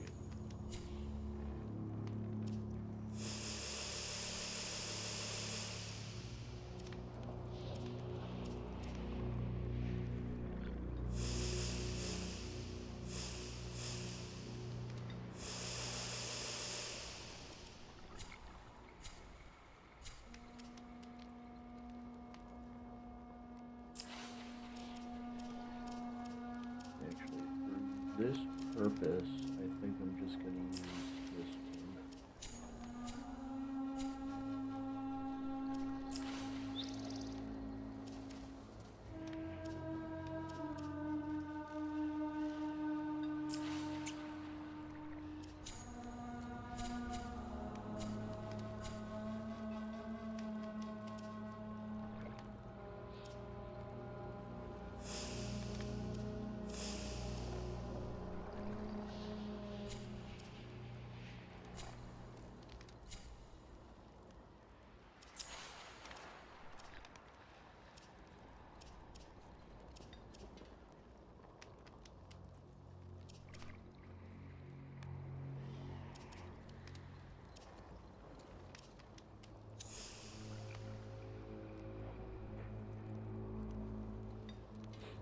True, yeah.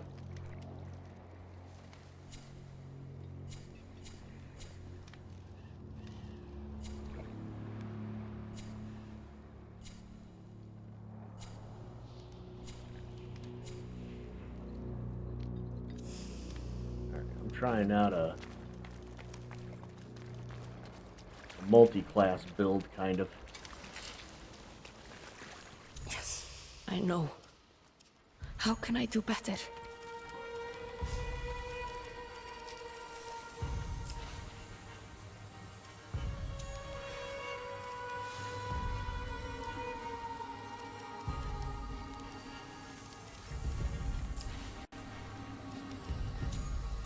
Barely made, but quenched too soon.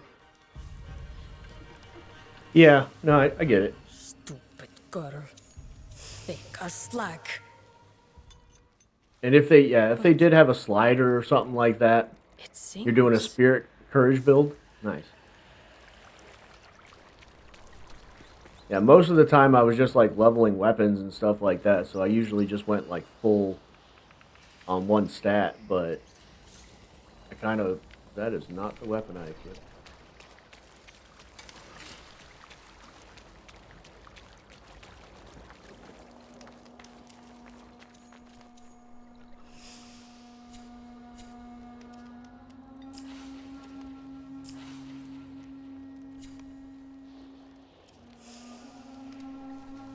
Why does it keep switching my weapon? That's so weird. It's showing my sidearm as the Odiak, but it keeps showing the Grim on my hip.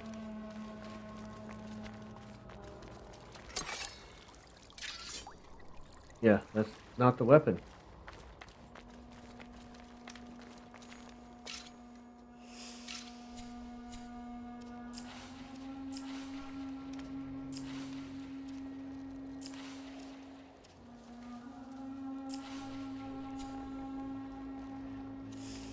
There we go.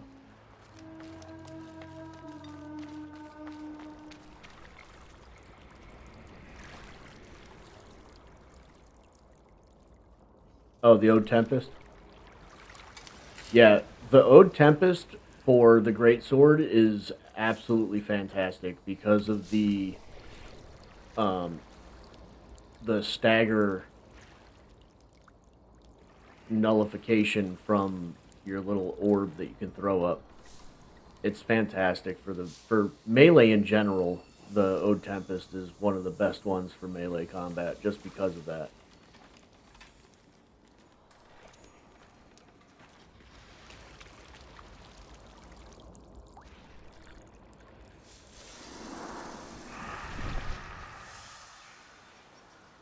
I just want something with a dragon. I'm obsessed with dragons, if you can't tell from my name.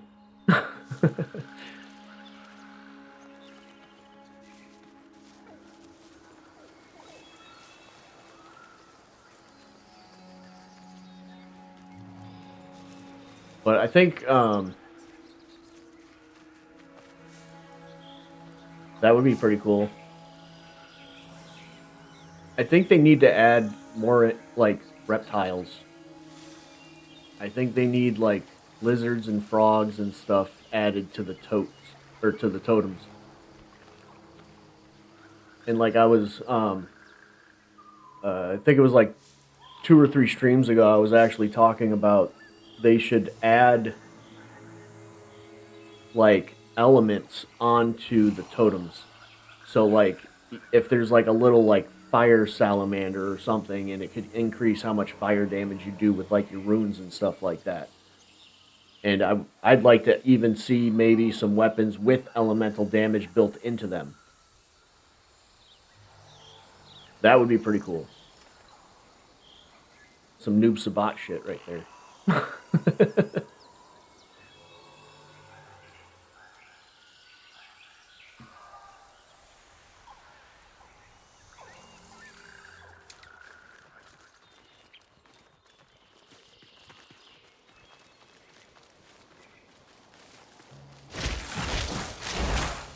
Oh, that's not an enemy.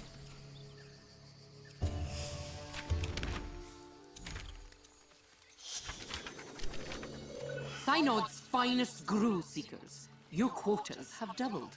I'd like to see some Suggest more you Ode ones. I think lest that you would be pretty lose cool your to see some more ranks. Ode packs. Or lives. Envoy, you know what to do. Maybe even some more elements. Like, I'd like to see some ice.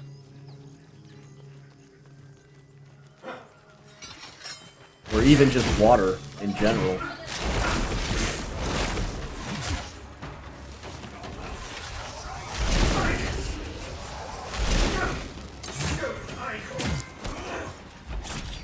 Jerk face. Wow. See, that's why I don't like melee combat. Get junked around like a piece of freaking raw meat.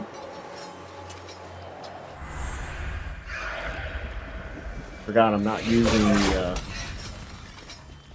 Chromius armor anymore, so I gotta be careful about getting hit so much.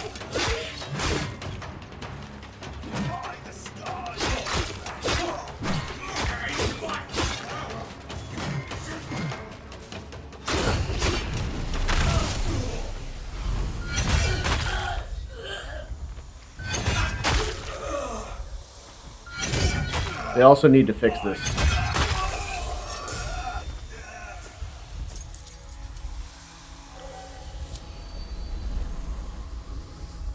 What kind of fantasy type element you talking about?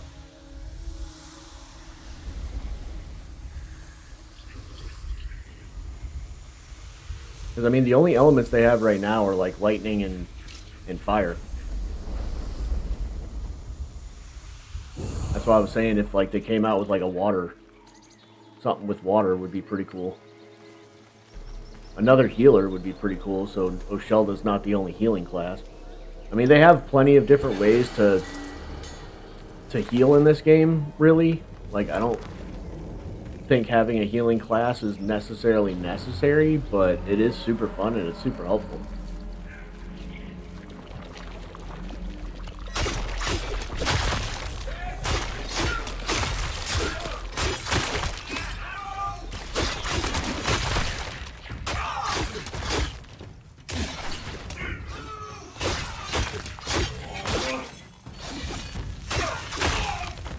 I'd also like to see kind of like a bard pack.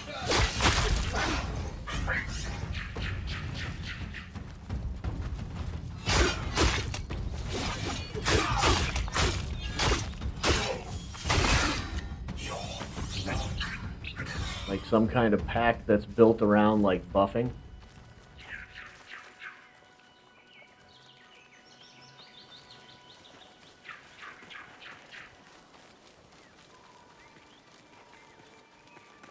Yeah. Ooh, a blood pact would be kind of crazy.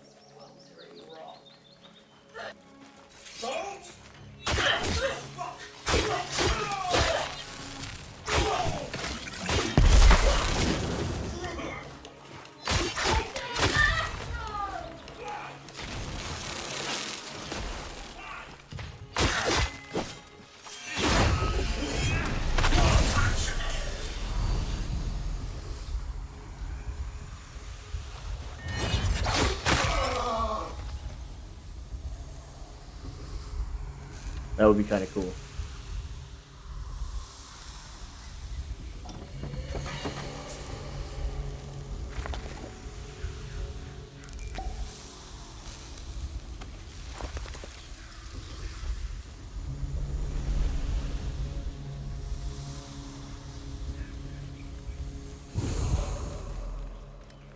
See, I was thinking just more the normal elements, like, you know, water. Maybe even have, like, ice of some kind. Maybe even integrate the two, like, have water abilities, but have you be able to, like, turn them into ice afterwards. Um, and, like, I know we have, like, the Ode Tempest that has, like, the little rolling boulder, but, like, some other, like, earth stuff would be pretty cool.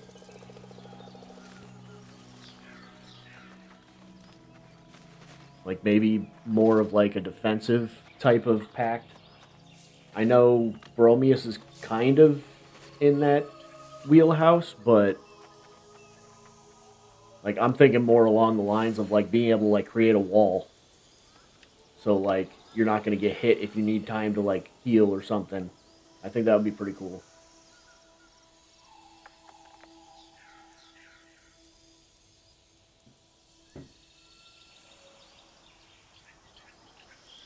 Yeah, I get that.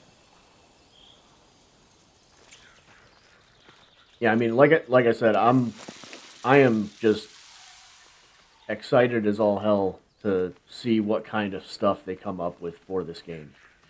Like, just all the different possibilities that they can do with this. Just, I'm just excited. Find the traitor! Submit soul for soul.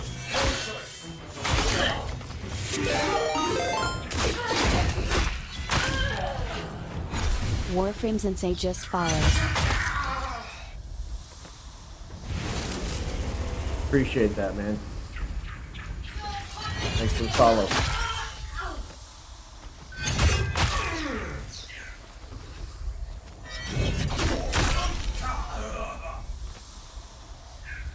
Yeah, the possibilities are boundless. Yes,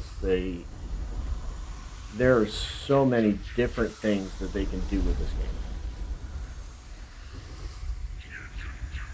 Just because the lore itself is so different. This is fantastic. I can't even get out of here.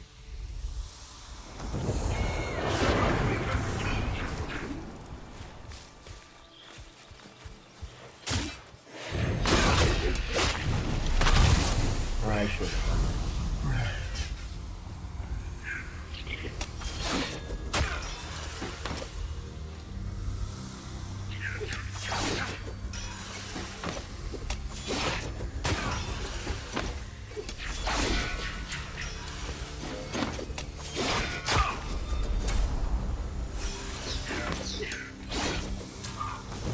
Yay, they finally made it go away.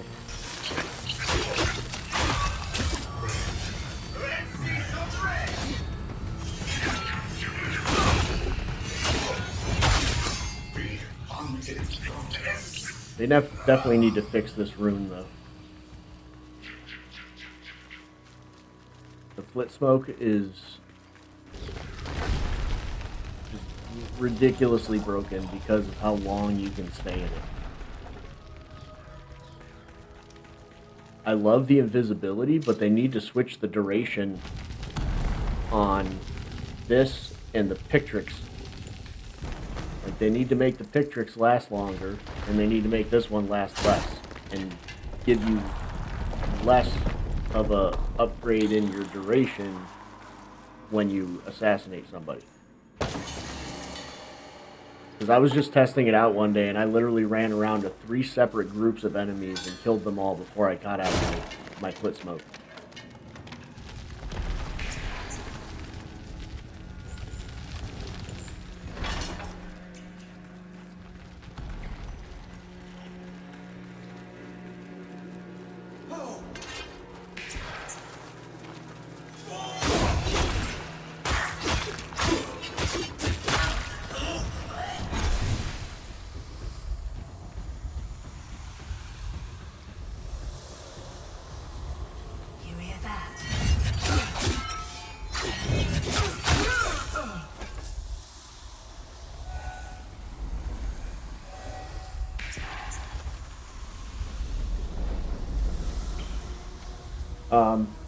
I'm not going to be on too much longer. I usually keep my streams to about 2 hours, and I'm running up on my 2 hour mark. But I'm perfectly down with playing any other time. Like, if you catch me when I start going live, I have no problem squatting up. I was probably going to finish this one up, this Sparrow Tail real quick, and then I was probably going to head off.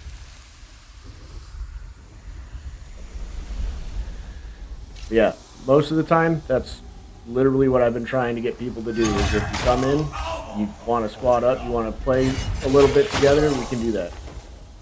So, I should be going live again tomorrow night. I usually get on about 6 p.m. Central Time.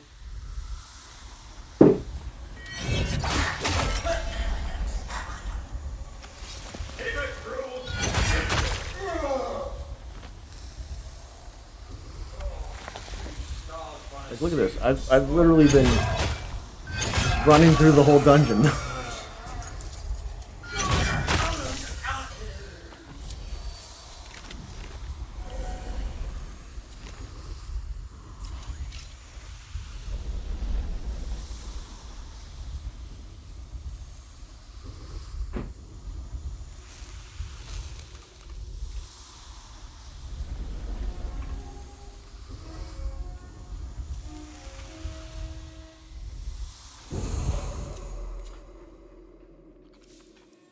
Alright, there you go. Sent your friend request, man. Next time I go live, you want to hop in, or if you even see me on and I'm not live, I have no problem playing. I play this game pretty much every day, even if I don't stream it, so.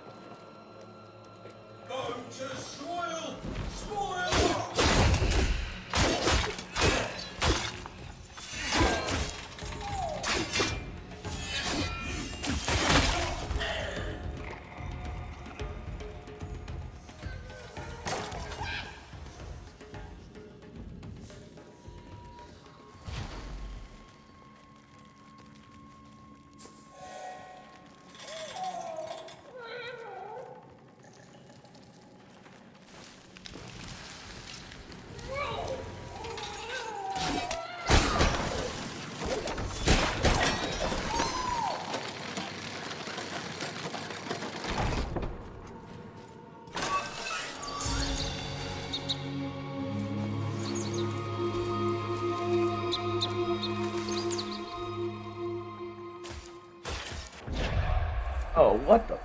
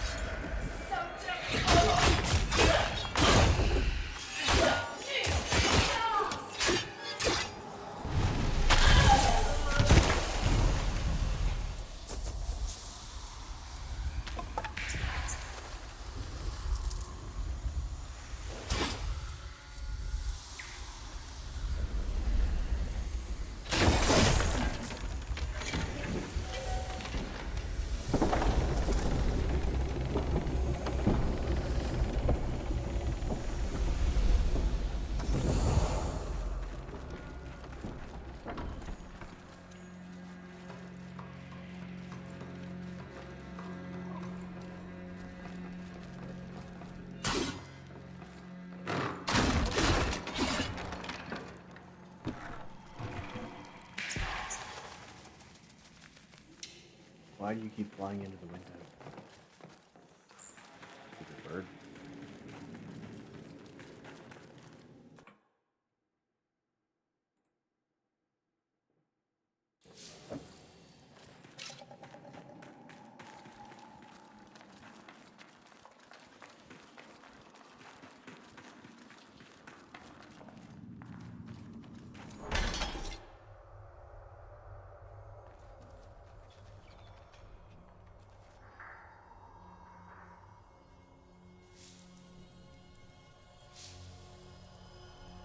Yeah, the Tetran, the buffs feel like they take a really long time to activate and don't really last very long, but the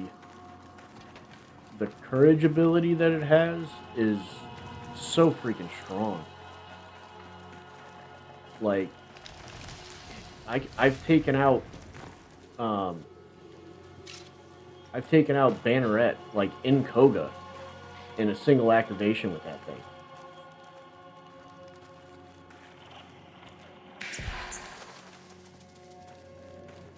It's really broken in my opinion. Like it does like because you have to do the consecutive attacks, and like if you miss, obviously it takes points away from it or something. I'm not really exactly 100% sure how it works, but it's definitely really freaking strong.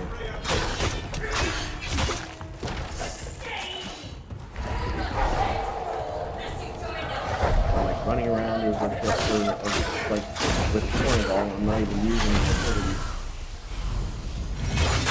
I have my wolves out all the time.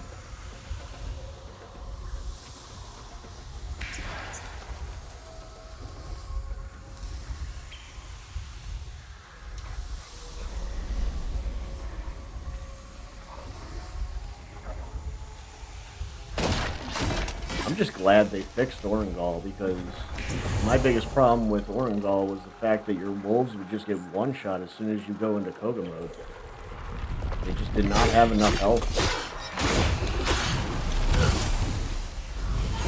I'm pretty sure they fixed it for the most part. Like they did give them a lot more health, so now they're able to like withstand a hit a lot better.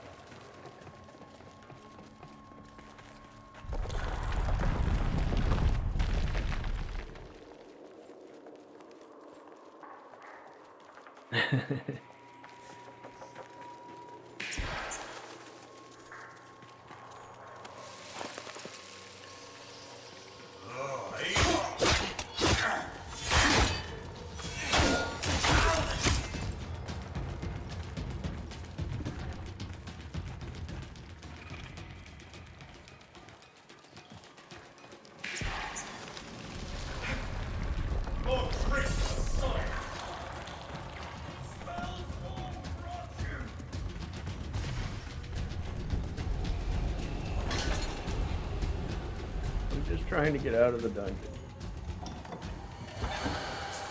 Undercity is so freaking big sometimes.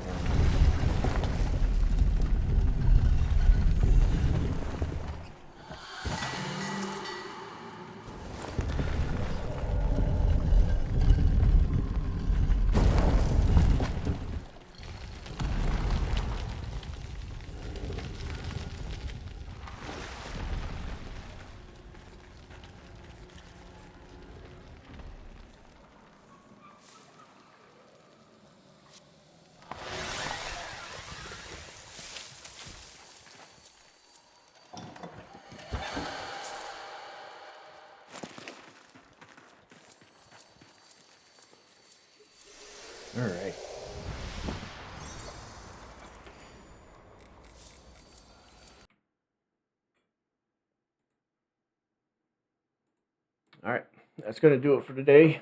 I appreciate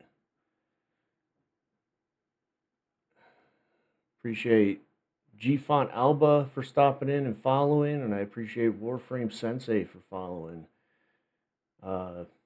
Appreciate you guys coming in, hanging out, chatting with me. Makes the stream a lot better when I have other people that I can talk to and converse with while playing. G-Font Alba hasn't quite gotten the game yet. She said she's trying to get access to it, so I did tell her about the dev stream that they're having on the 30th so that she can try to get a code so that she can get access. All right, take care, Sensei. Appreciate you stopping by. Appreciate the follow. Gave her a lot of good information. I think it's a her. I'm thinking Alba, but I could be wrong. I gave them a very good chunk of information about the game. They asked a bunch of questions, trying to learn more about the game. So I was felt obliged to help them out if they needed it. Warframe Sensei stopped in. He was talking to me about the game. He's been playing for a while, so it was nice to get somebody else's insight on, some of the stuff that they want to see coming up in the game, stuff that they think needed to be fixed, stuff like that. So I had a good stream today. I had a lot of good, interesting conversation with some pretty good people. But yeah, I'm going to call it for the day. I'm going to go get something to eat. I'm starving. So we'll call it there. And you guys, see you on the next one. Take care.